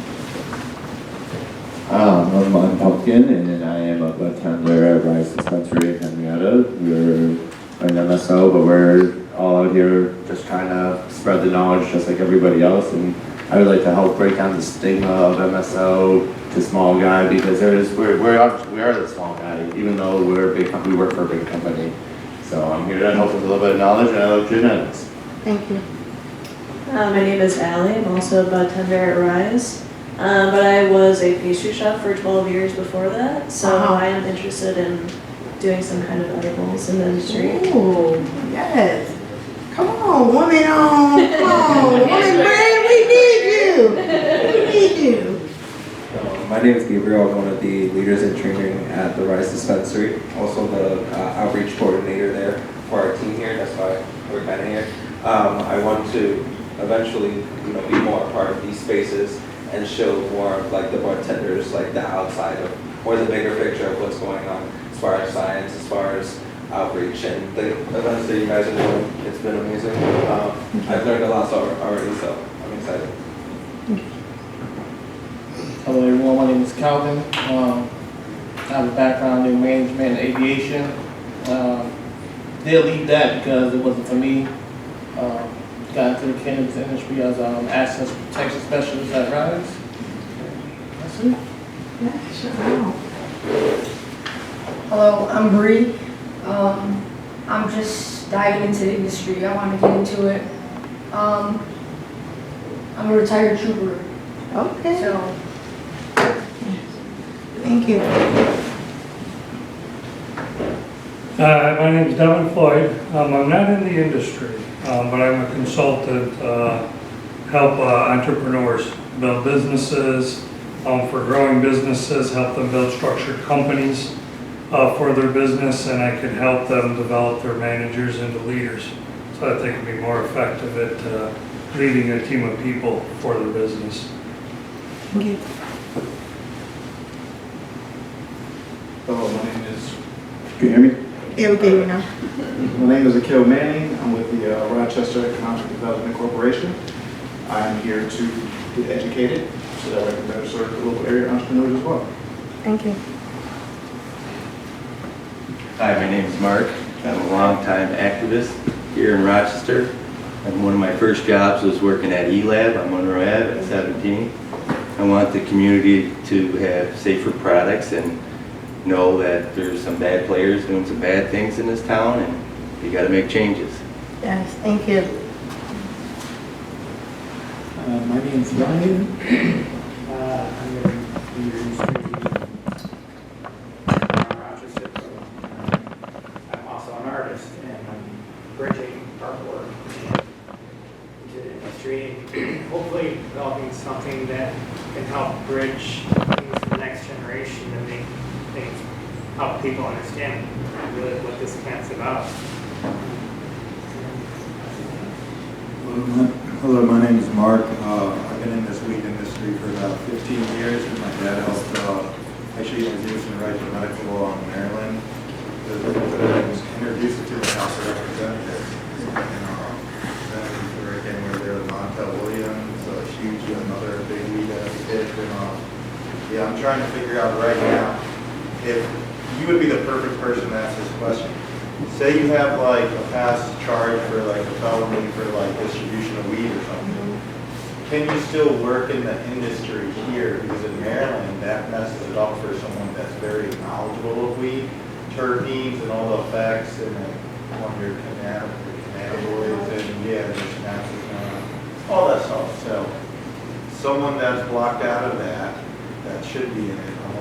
they do that, do you know about that? I want to say my first thing, because I helped somebody who had a felony and they do have a job, but let me just, we could talk offline because it's like case by case. But I will tell you, even being able to educate in different ways, this industry has taught me it might be in a dispensary, it might not look like a dispensary. And I will tell you that there's a space for everybody, and that's the one part that I think that New York got right in the space of saying that it's okay that you have a charge. We want you to come to the forefront. It might be a little crazy, but for me to see people that I know who were arrested for cultivating 15 years ago and now they have a license, or see people who were distributing and now have a license, is great.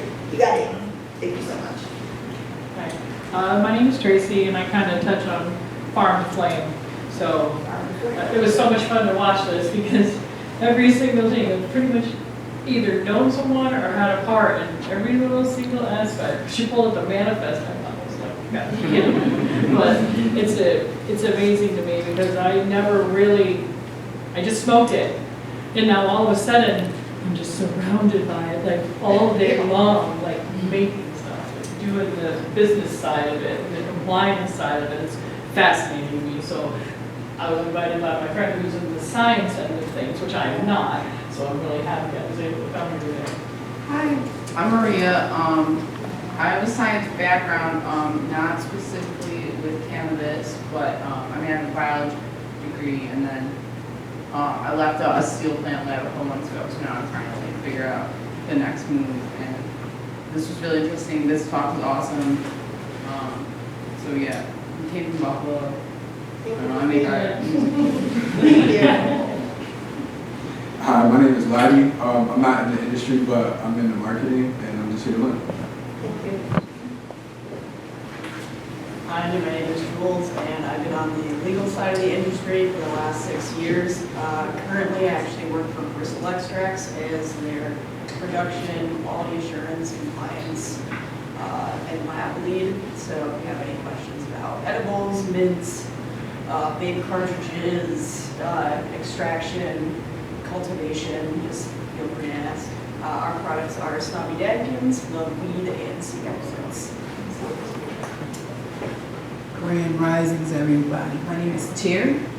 I am a senior citizen who is just interested. Never know what doors may open, so I'm here to get the information and take it back to my family and let's talk. Okay, and I'm right here to grab the mic. And just so you know, we do have a program. It's called Mature and Informed, and we help make sure elders in the community can get their medical cards. And we partner with MSOs and dispensaries on the medical side to make sure you have access. So I'll make sure you get that information. And if there are anybody else who have family, aunts, uncles, who they need to get a little bit more educated about what's happening, and they are what we call mature, because I don't like to say elderly. My grandma was 93, and her last message before she passed away was, if you could change my mind, I know you could change the world. She never smoked weed, but she did enjoy edibles, and she actually understood them. So she knew which one she wanted, and that was not the case 7 years ago. And I know it was because of the education and being able to talk to the pharmacists and understand about the brand. Last but not least, I want to make sure, oh no, she knew, that's why I asked you, was you working today? This person right here is just truly an honor to know her and the work that she's doing, and most importantly, for the community. She is from our community, so when we talk about making changes, this is what I am most excited about, so I'm gonna just pass the mic to her. Good morning, everybody. My name's Bougie. I have a lifestyle brand called the Bougie Stoner, and I am here to elevate the lifestyle of cannabis. I've always been introduced to cannabis, but when I started consuming it medically during my deepest depression, as I was coming to light, I did not care for the derogatory term weedhead. I thought I was too cute, so I felt I needed to change that, especially being surrounded by so many beautiful cultivators that produce what we call craft cannabis today. I felt that representation was missing. So Bougie Stoner lifestyle brand, I'm here for it. Thank you, and I can't wait for her to come to market, so when y'all see her in market, y'all make sure y'all shop local. The food is on its way up. Feel free to go take a sesh break. Please be back in your seats at 12:35. We are on time, y'all. This is not CP time. This is what's my time.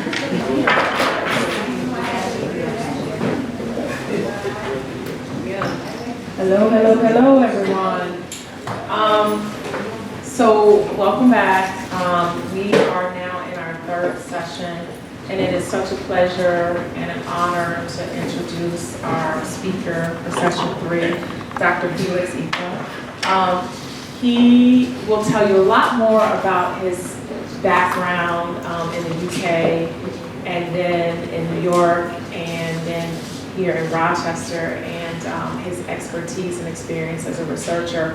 But his career has shifted from neuroscience to biology and neuroscience to toxicology. And, you know, I work with his graduate professor. Dr. Effah was meant to be here speaking with us about his program. And, you know, even though, you know, there's not a lot of funding, not a lot of research being done in cannabis, in part because of, you know, our federal rules and laws. Money's out there, interest is out there, and people are out there doing work. And it's very quiet. I think we're at a point where we're just waiting for, you know, the powers to be to give us the go ahead to move forward. And when that happens, then we have folks like Dr. Effah here, who's going to really be, you know, one of the leading scholars and people in this space that are doing the basic work that needs to be done to help us understand, you know, how these products work in our bodies, right? And how they can be therapeutic and efficacious for us. So without further ado, I'll give him an opportunity to talk a lot more about his own background and his expertise and the work that he's doing, and I'm gonna pass it over. Thank you for being here with us. Thank you so much. It's a pleasure. So, hi everyone. My name is Felix. So I am going to talk about how aging and cannabis impact the endocannabinoid system in the brain, and focusing on the middle age, right? So before I go into the technicalities, I will try and explain in layman's language so that, you know, we bridge a gap a little bit, because I think when we do science, you know, we publish for scientists, and the people that actually need the information don't get to benefit from it. So it's a pleasure to be here to speaking to you today. Right, so a bit of my background, where have I been?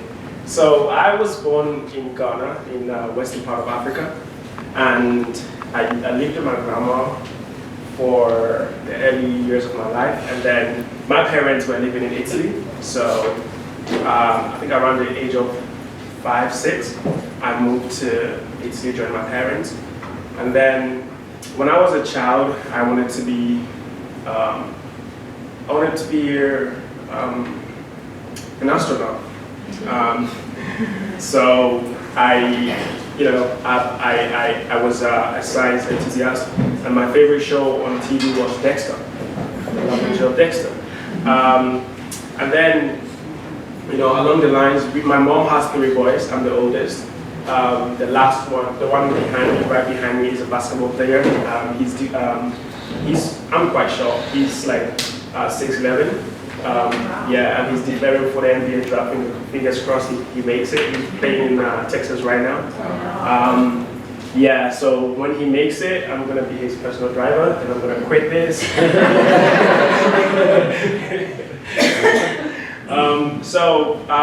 And then, like, my mom and my dad were trying to have a daughter. So, but since we were 2 boys, and then, you know, I think it was back in 2012, she had a ectopic pregnancy, and it was a girl, but it was an ectopic pregnancy, and I was like, how?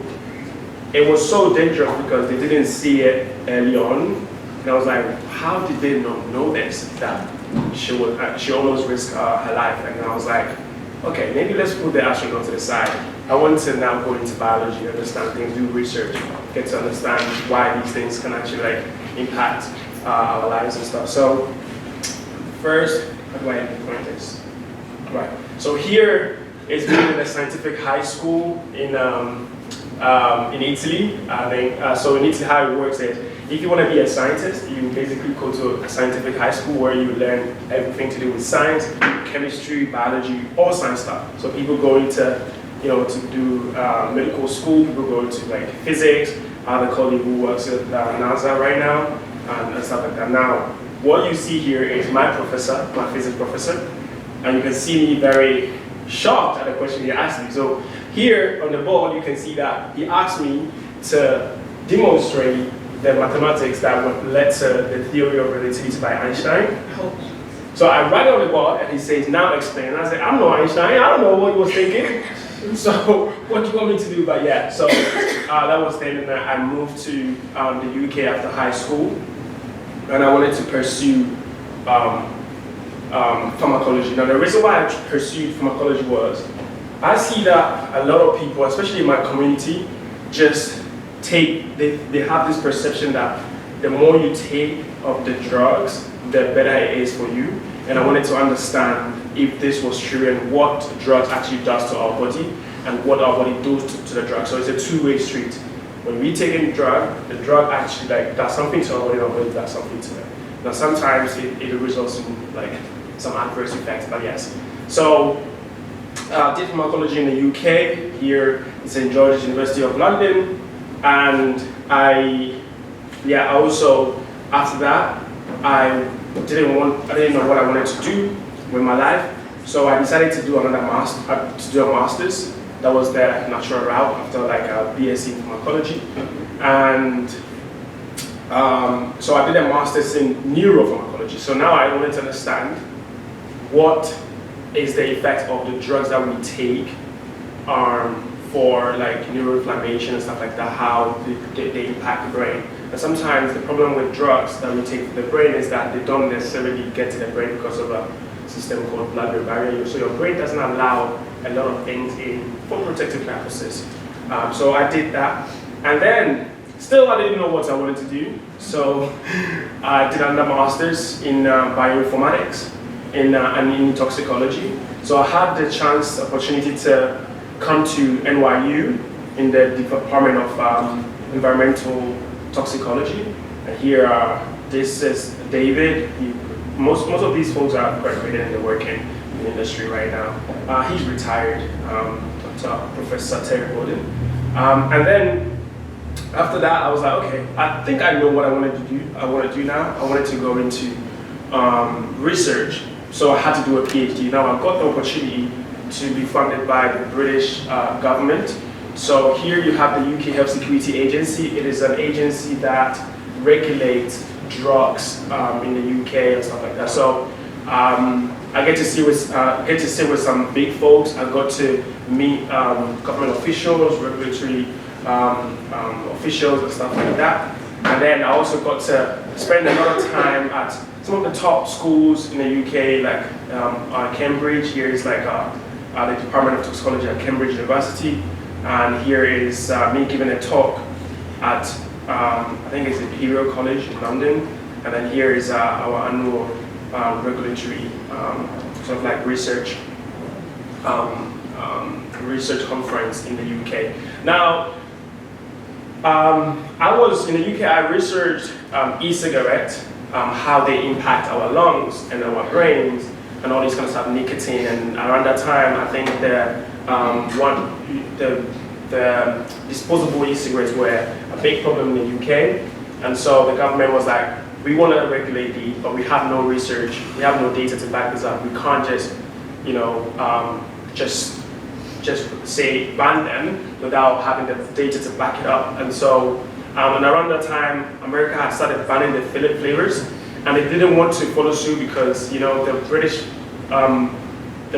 people are very different from American people. If you try to ban anything that have no science to back it up, yeah, it's going to be very difficult. So they wanted the science behind it, and so I provided the science. And I think 2 days or 3 days ago, my boss, he is the big guy here, he called me and he said, Felix, we have finally banned the disposable e-cigarettes because they were very bad for the environment, but also young adults who are, you know, they could be vaping in class and you would never be able to tell. And so they have introduced stricter regulations around these substances.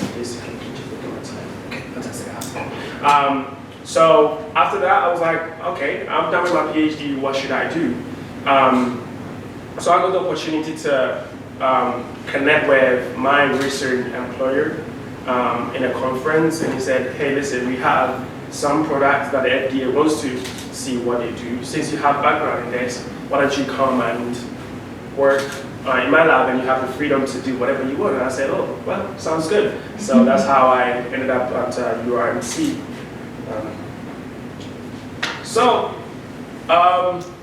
Yes, while I was in the UK, I think I told you guys I did my PhD in toxicology and neuropharmacology. And one of the substances that I really wanted to understand was THC, how it actually affects the brain.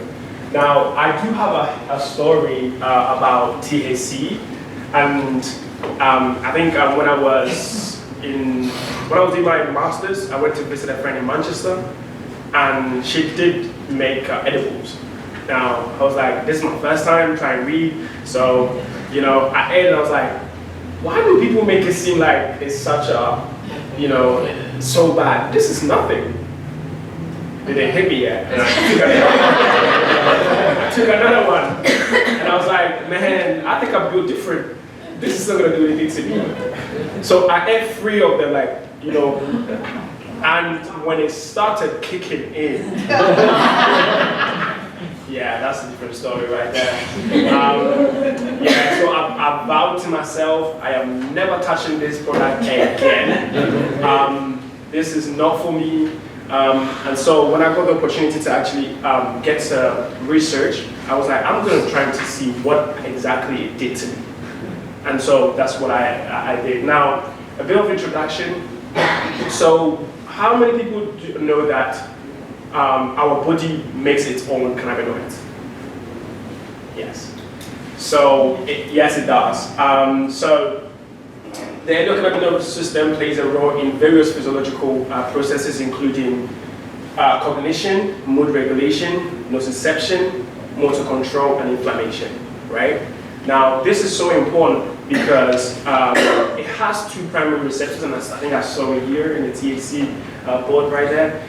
The primary, the first one is a cannabinoid receptor 1, which is CB1, and then the second one is receptor 2, CB2. Now, it makes its own cannabinoids, and the most prevalent one is the 2-AG, right, which is arachidonic-glycerol, and the second one is anandamide, right? Now, what they do is they bind to these receptors, and they are neuromodulators. What that means is that what they do is they can regulate the impulses that are generated in your brain. Now, as I'm speaking right now, what is going on in my brain is there are neurotransmitters being transported from one synapse, one neuron to the other, right? And they makes me excited. They makes me, you know, slow down when I'm too excited, and all these kind of things. What the CB1, the receptors are doing, and the endocannabinoids are doing is they're saying, whoa, slow down, you're getting too excited, you know. And so they are basically like the brakes to those sort of like excitatory circuits in my brain. And so we also have other things, other molecules that play a huge role, like the DAGLA and the MAGL. So the DAGLA is basically that enzyme, and if you did a bit of biology 101, the enzymes basically synthesize the 2-AG.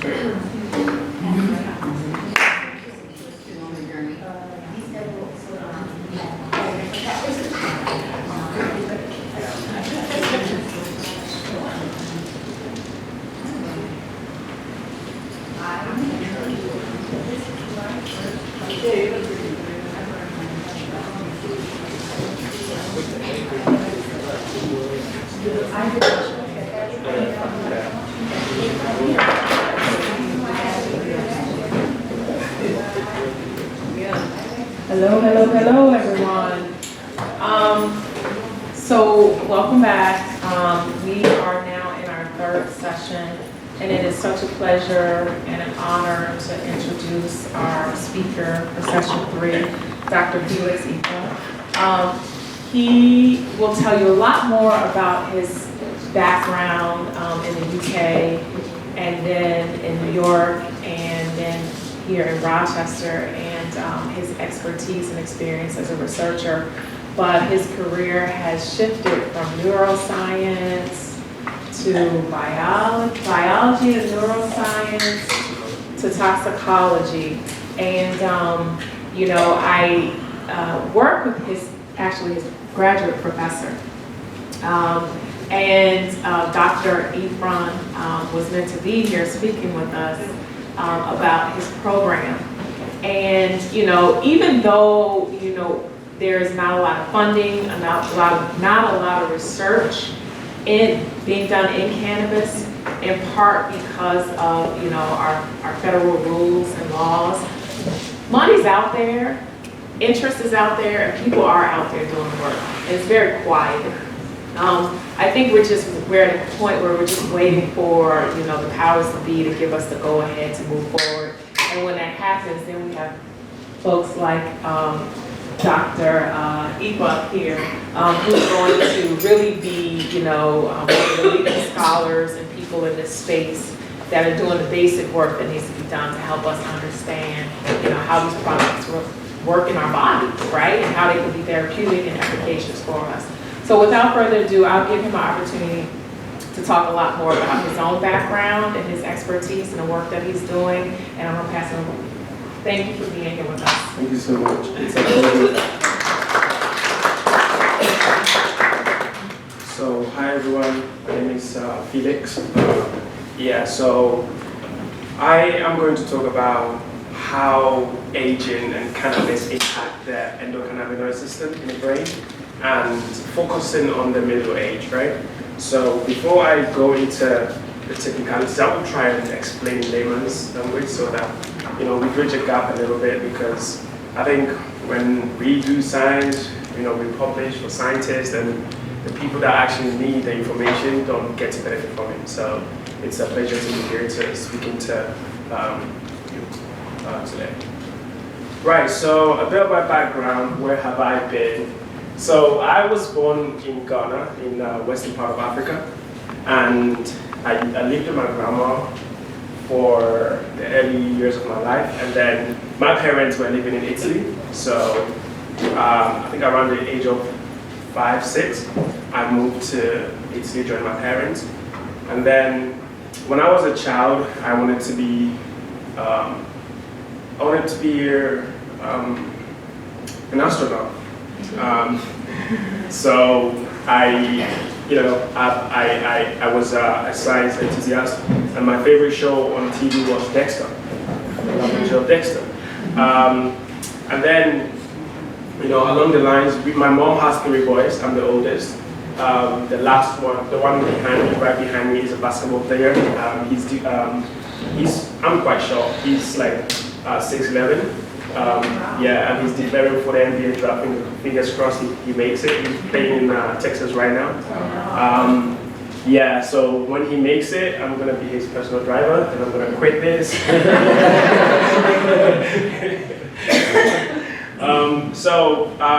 And then, like, my mom and my dad were trying to have a daughter. So since we were 2 boys, and then, you know, I think it was back in 2012, she had a ectopic pregnancy, and it was a girl, but it was an ectopic pregnancy, and I was like, how?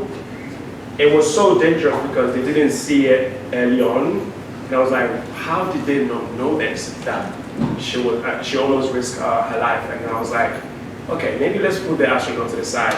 I want to now go into biology, understand things, do research, get to understand why these things can actually like impact our lives and stuff. So first, how do I point this? Right. So here is me in a scientific high school in Italy.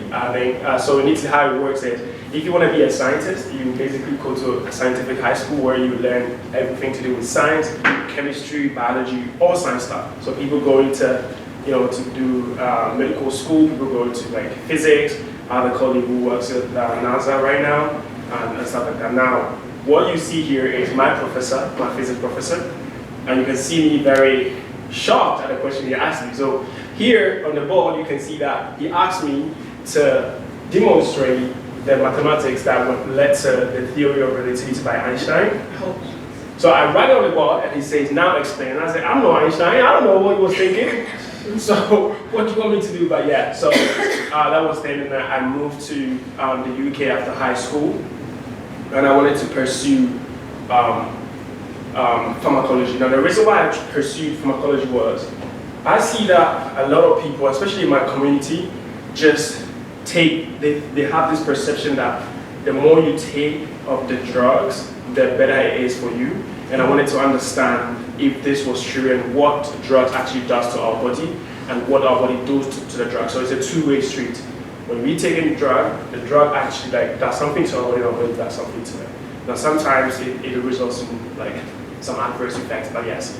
So I did pharmacology in the UK, here in St. George's University of London, and I also, after that, I didn't know what I wanted to do with my life, so I decided to do a master's. That was the natural route after like a BSc in pharmacology, and so I did a master's in neuropharmacology. So now I wanted to understand what is the effect of the drugs that we take for like neuroinflammation and stuff like that, how they impact the brain. And sometimes the problem with drugs that we take for the brain is that they don't necessarily get to the brain because of a system called blood-brain barrier. So your brain doesn't allow a lot of things in for protective purposes.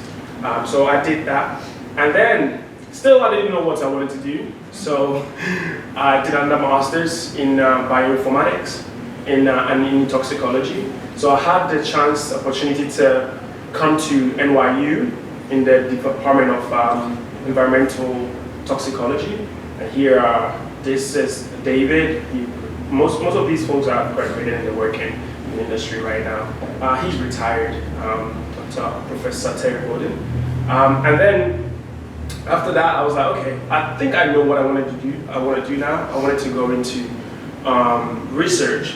So I had to do a PhD. Now I've got the opportunity to be funded by the British government.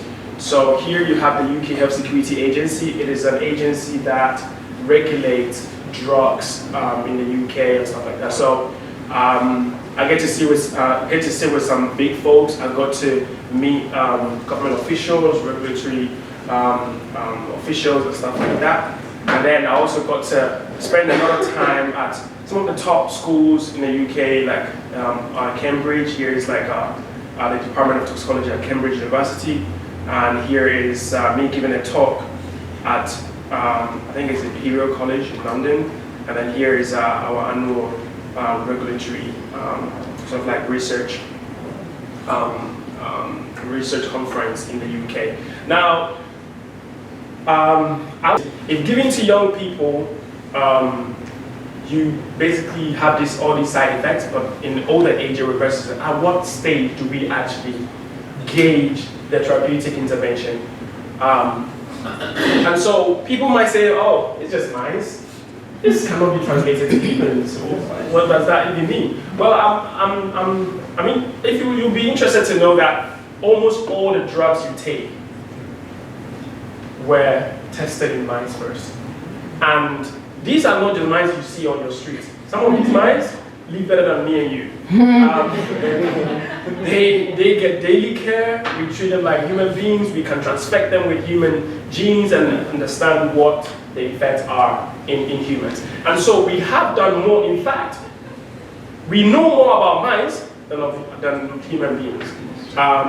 We've done so much work in them that we know their cycle. We know what a 2-month-old mice is in terms of like human age.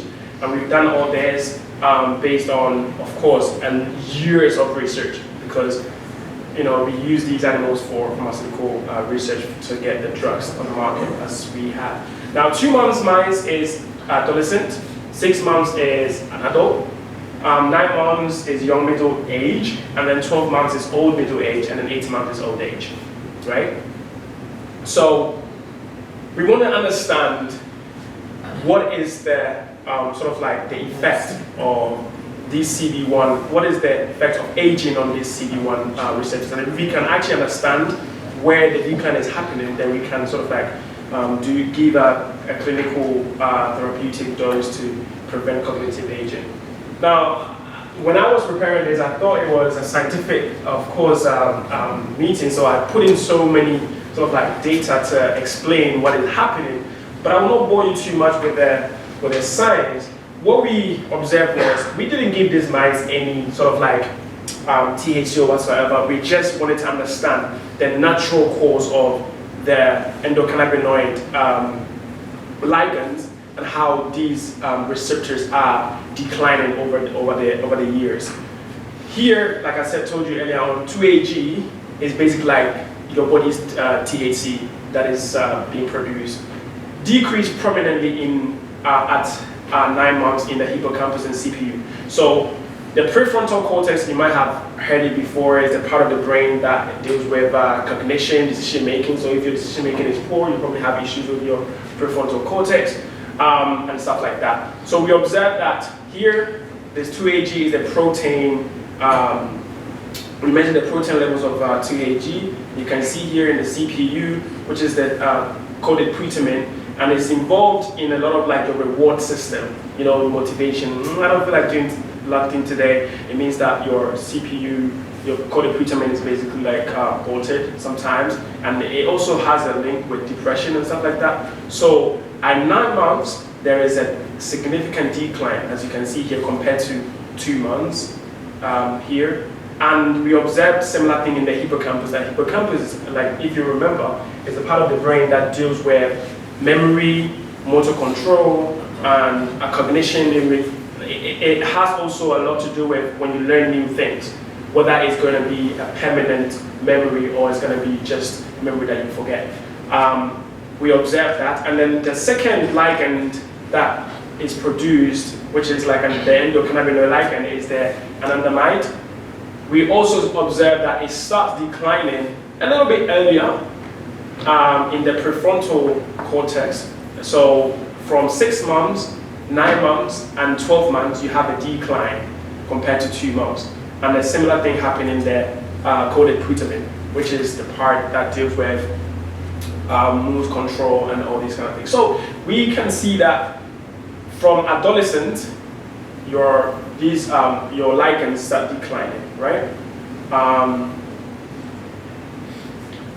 Okay, now here is too much science. I'll just explain it briefly and then tell you what is actually happening. Now, DAGLA, if you remember, is basically that enzyme that synthesizes the 2AG, which is the THC that your body naturally produces, right? Here is the one in pink, right? Now, of course, with your bare eyes, it's probably very difficult to actually see it, but you can, with 2 months, you can see how, in adolescence, you can see how evident it is, right? Is it pink or red? Yes, you can see how much there is. And then it starts declining as you go. 9 months is almost all black, right? Like there's basically nothing there. And then you can see a little bit, if you squint, you can see a little bit here, and then yeah, just here. So 9 months is very prominent. DAGLA protein levels drop notably in the hippocampus at 9 months and at 12 months. Now let's go back, let's go a little bit. Now here is the protein, right, the receptor, which basically the endocannabinoid ligands bind to. And I'm wanting to understand, okay, this is decreasing, right? The ligand is decreasing. What is the receptor to which it's binding doing? So we observe that here in 2 months you can see it's still in pinkish. You can see that it's very nicely labeled, and in 6 months nicely labeled. In 9 months nicely labeled with a pink, and then in 12 months almost nothing is there. And then in 18 months there is a little bit there. Now we did, again, look at the DAGLA and CD1, again, in very specific brain regions that deal with depression and cognition. Now, here, you can see how the decline happens in 9 months. So again, it's very difficult to see, but of course with computers and AI, we can actually be able to quantify the amount there is. This is the protein in the brain, right? Here in 9 months and in 12 months, you basically don't really see nothing. But if you compare these ages to the younger ones, you can see something, right? And this is the enzyme that synthesizes the endocannabinoid ligands. And in the CD1, so the CD1 is the receptor. 2 months, very nicely labeled. 6 months is, not as labeled as 2 months. And in 9 months, nothing. And then in 12 months, there is something. And the interesting bit is that always at 18 months, there is almost something compared to 9 months and 12 months. Why is that the case? Well, your body would actually have gone through all the depressive state that at some point it just has to figure out how to get you going. But then again, this has nothing to do with behavior, right? So I know I've gone a little bit over the time, but I'm going to be quick. So we also did look at the receptor binding in the brain, and we saw that in fact in the hippocampus, there was at age 9, the receptors were expressed higher than all the other ages.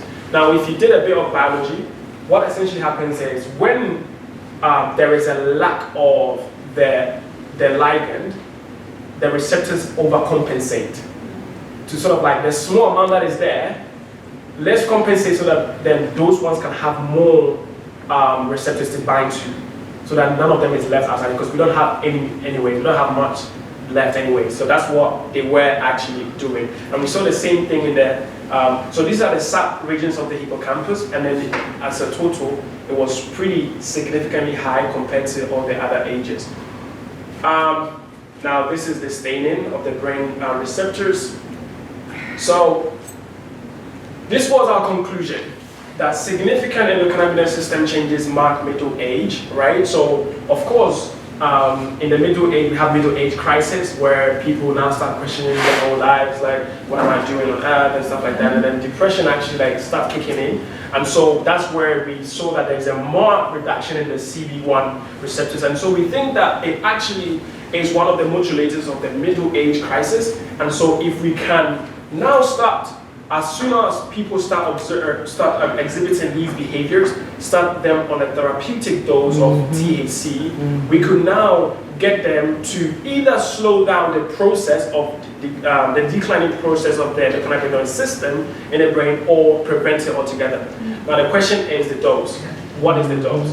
That is where we need more research into this kind of stuff. But of course, I didn't touch onto the other side of the THC, which is the CB2 receptors, because they basically are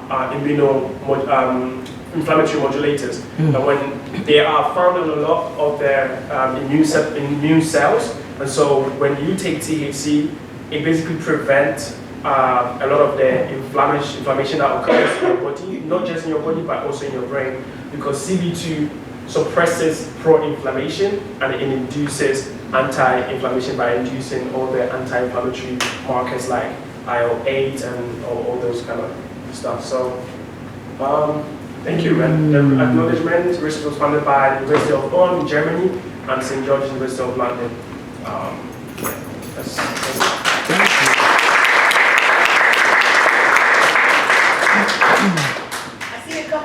I do want to allow for some questions, and then we'll bring up the keynote. You want to go first? Was you up? I was, but I'm Anybody good. have any questions? I did have a question because, when you work in a dispensary, you kind of learn things as you go. As far as the CB1 and CB2, there are edibles that hit more of the CB2. Why is it that it doesn't hit your CB1 as much as your CB2? Now, I must admit that I'm not an expert in the THC world so much. I'm just the researcher that says, I'm taking these substances, right? And I'm just gonna see what it does to the receptors. Now, of course, I mean, maybe Dr. Young would be the perfect person to answer this question, because it could well be that when you have,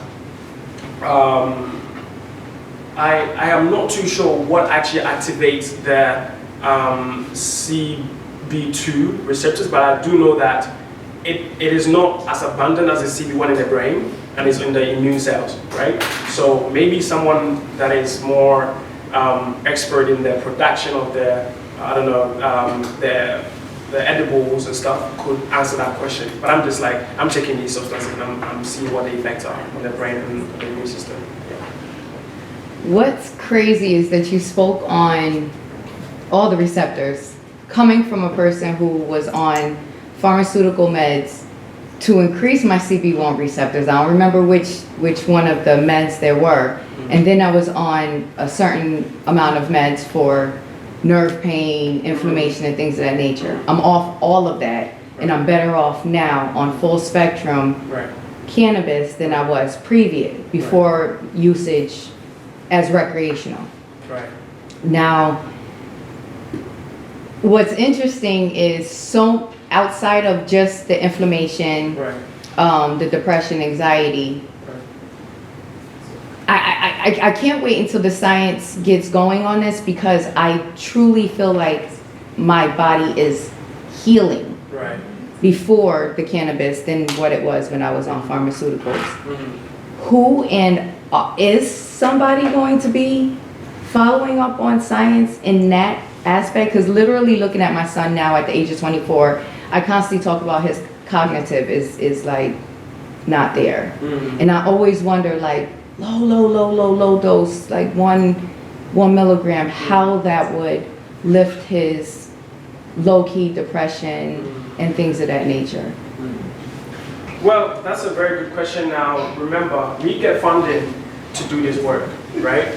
Now, if the government is not interested in providing funding for this kind of work, then it's up to the individual, right? So and then again, what we're doing is, I don't take THC, but what the science tells me, I will make it available for people to actually know what the science says.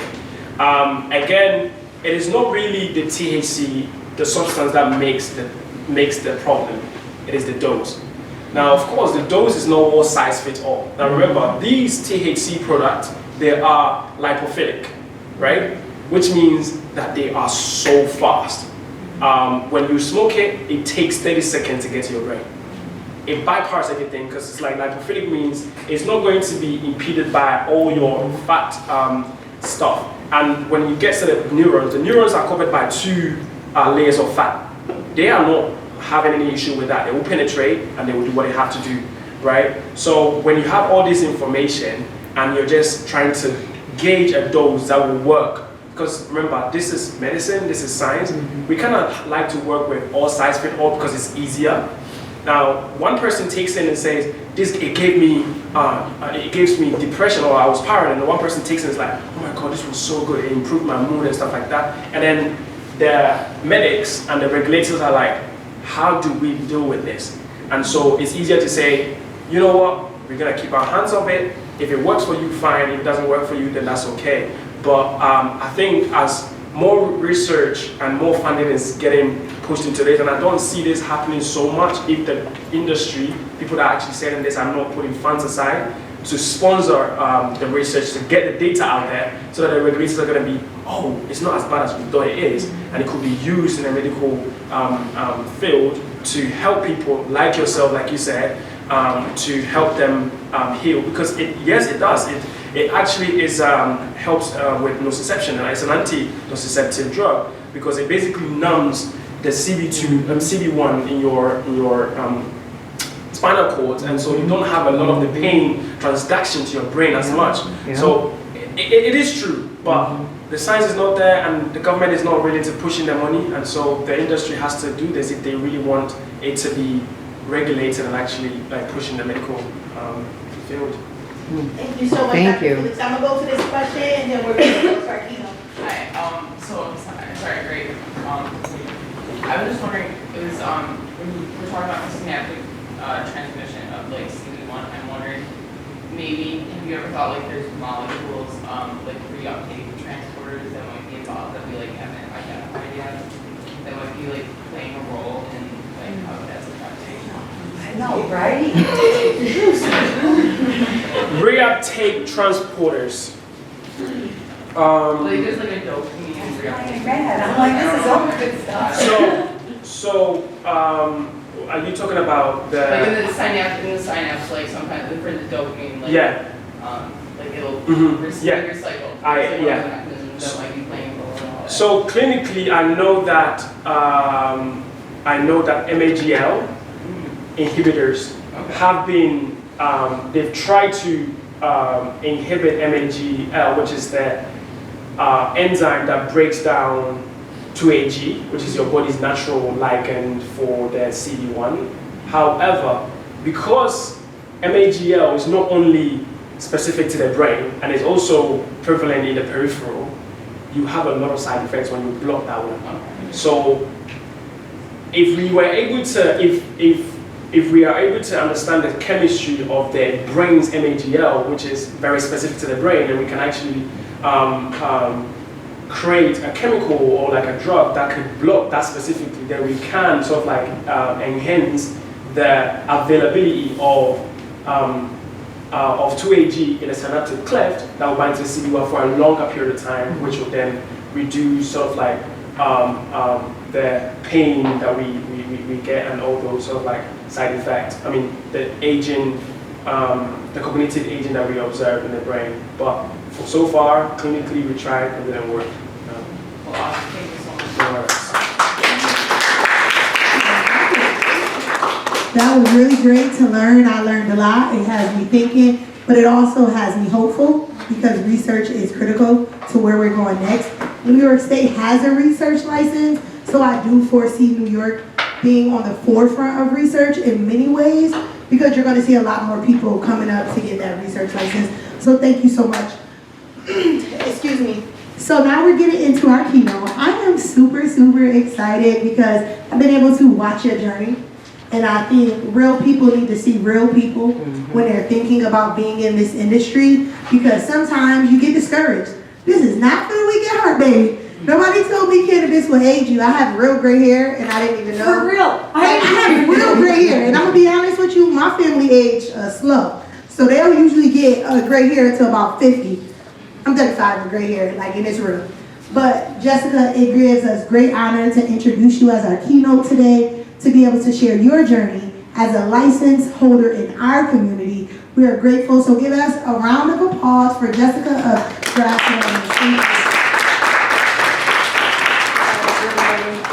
This is my very first time ever public speaking, so please bear with me. You did have a question on edibles, and I didn't hear it, so I do want to just kind of address it if I can. Absolutely. I was saying as far as the CB1 to CB2, right? Like with CB1, you could smoke, like you said, it would take less than a minute for you to react to it. As far as edibles, where it takes 30 to an hour, or maybe even if it's a nano, it can take it to 15 to 20 minutes. Correct. Why is it that edibles is hitting more CB2 than CB1? Because it has to filter through your liver, and like he spoke about, those enzymes that he was speaking about are located in your liver. And so a lot of people, edibles won't even work on them because if your liver's lacking those enzymes, you can eat as much as you want, you'll fall asleep. Yeah. Thank you so much. You'll never have an effect. There's 10% of the population are lacking those enzymes. Yeah. So, okay, let me start. Hello, cannabis community. It's wonderful to be here with you today. My name is Jessica Shelp. I'm the founder of Grassroots Wellness, located in East Rochester, New York. Grassroots Wellness is really truly a labor of love, and within its walls, I am proud to operate 4 LLCs and manage 3 unique licenses, all under one roof. Each piece of our business is a puzzle, or Jesus, let me start again. Each piece of this business plays a part in a larger mission, fostering a holistic and inclusive approach to cannabis within the education and a cornerstone of everything we do. To me, cannabis is much more than a business, it's a movement. That's why we build grassroots wellness around 3 core spaces. We have a place for learning, I have the third story education center. There is also a place for community-driven retail and a fully equipped processing and manufacturing space. Each of these spaces supports a vision in making cannabis approachable, beneficial, and accessible to everyone, especially here in the heart of our community. Through education, I want to make sure our customers not only have access to products they need to build, but also to understand how those products can genuinely support their health and well-being. Being a woman in the cannabis industry has not only strengthened my belief in values that I hold dear, which is family, community, honesty, and integrity. I've worked my way up through every facet of this industry, experiencing firsthand how it continues to evolve and transform. With 3 decades of experience, my goal is to inspire others, especially women, for those looking to enhance their life holistically and explore ways that cannabis can bring balance and healing. Through years of experience, I've gained deep understanding of how our bodies respond to cannabis. Using this knowledge, I've created products to support the body's natural processes, providing an alternative way to alleviate and achieve wellness without the harsh side effects of often you often feel with pharmaceuticals, like Bougie was saying. Especially in establishing my processing facility has been a long-term dream of mine because it means that we can extend our reach, helping people across the county find a natural path to wellness. And while it's a tremendous accomplishment, I know it's just one step in a broader movement. A movement to dismantle the outdated stigma surrounding cannabis and instead recognize its powerful tool for well-being. The endocannabinoid system is one of my favorite things to talk about. We're all born with one, and we need to know that we make our own. You actually, like he said, make your own endocannabinoids in your system. The endocannabinoid system, the ECS, is a complex network of receptors, endocannabinoids, and enzymes that play a crucial role in maintaining homeostasis in the body. The primary component of the ECS includes CB1 and CB2 receptors, which are distributed throughout the entire body, including the brain, nervous system, and immune system. Endocannabinoids are naturally occurring compounds produced in the body and bind to receptors to help regulate various physical processes, including mood, appetite, pain sensation, immune response, and understanding these is essential when exploring the effects of cannabis and edibles, which interact with the system in a very unique way. Edibles are foods made with infused cannabis. It's a very different, distinct method of consumption that impacts the endocannabinoid system differently than any other form of cannabis, such as smoking or vaping. When ingested, cannabis compounds, particularly THC, are metabolized by the liver before entering the bloodstream. This process converts THC into a more potent 11-hydroxy-THC, which then binds to the endocannabinoid receptors, often resulting in a stronger, more long-lasting effect. The way THC edibles interact with the ECS can lead to a varied experience, making understanding the system vital for users. One significant aspect of the endocannabinoid system is its role in modulation of pain and inflammation. Research indicates that endocannabinoids can help alleviate chronic pain and reduce inflammation by interacting with the CB1 and CB2 receptors.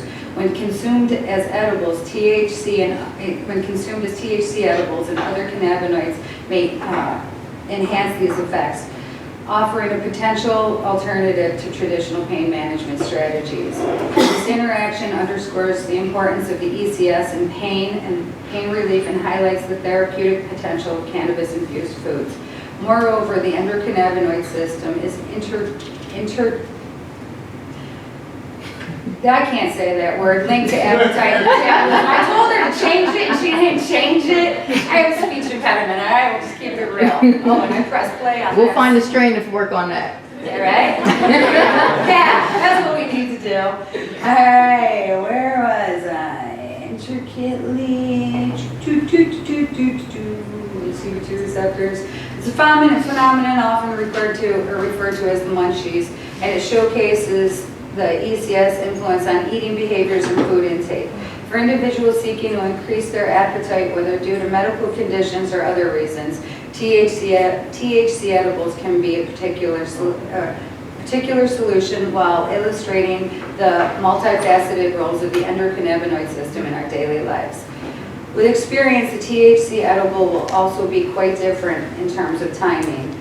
Unlike inhalation methods, which deliver the effects quickly, edibles can take anywhere from 30 minutes to 2 hours to fully kick in. However, once they do, their effects last a good long while, anywhere from 4 to 8 hours, sometimes longer. The extended duration of edibles makes it a great choice looking for those to sustain from pain relief, whether it's for anxiety or simply enhancing your appetite. Dosing with edibles can be tricky, especially for those new to cannabis, because the effects are delayed. It's easy to take too much if you're not careful, like you said. While we are always recommending starting with low dose, typically around 5 to 10 milligrams of THC, and then giving it plenty of time before considering more, I often tell people that patience with edibles is key. A little goes a long way, and while you enjoy the experience, you don't want it to be overwhelming. Of course, like anything else, edibles has their potential risk, especially if consumed in excess. Overconsumption can lead to anxiety, paranoia, physical discomfort, especially since the late onset can catch people off guard. But once you've responsibly figured out your edible dose, it offers a gently controlled way to experience the benefits of cannabis. Research indicates that women have a different level of endocannabinoids compared to men, potentially affecting their sensitivity to cannabis. For instance, fluctuations in hormones such as estrogen and progesterone can modulate the ECS, impacting the endocannabinoid function throughout the menstrual cycle. These hormone variations can influence mood, pain perception, suggesting that women might experience the effects of cannabis and the endocannabinoids differently, particularly during the phases of these cycles. Additionally, the endocannabinoid system has been linked to management of menstrual and reproductive health. Many women report using cannabis products, including edibles, to alleviate symptoms associated with PMS, premenstrual syndrome, and menstrual cramps. The interaction between cannabis and the endocannabinoid system may provide relief by reducing inflammation and modulating pain signals. This highlights the potential therapeutic application of the ECS in addressing issues unique to women. Pregnancy and postpartum periods also showcase the importance of the endocannabinoid system in women.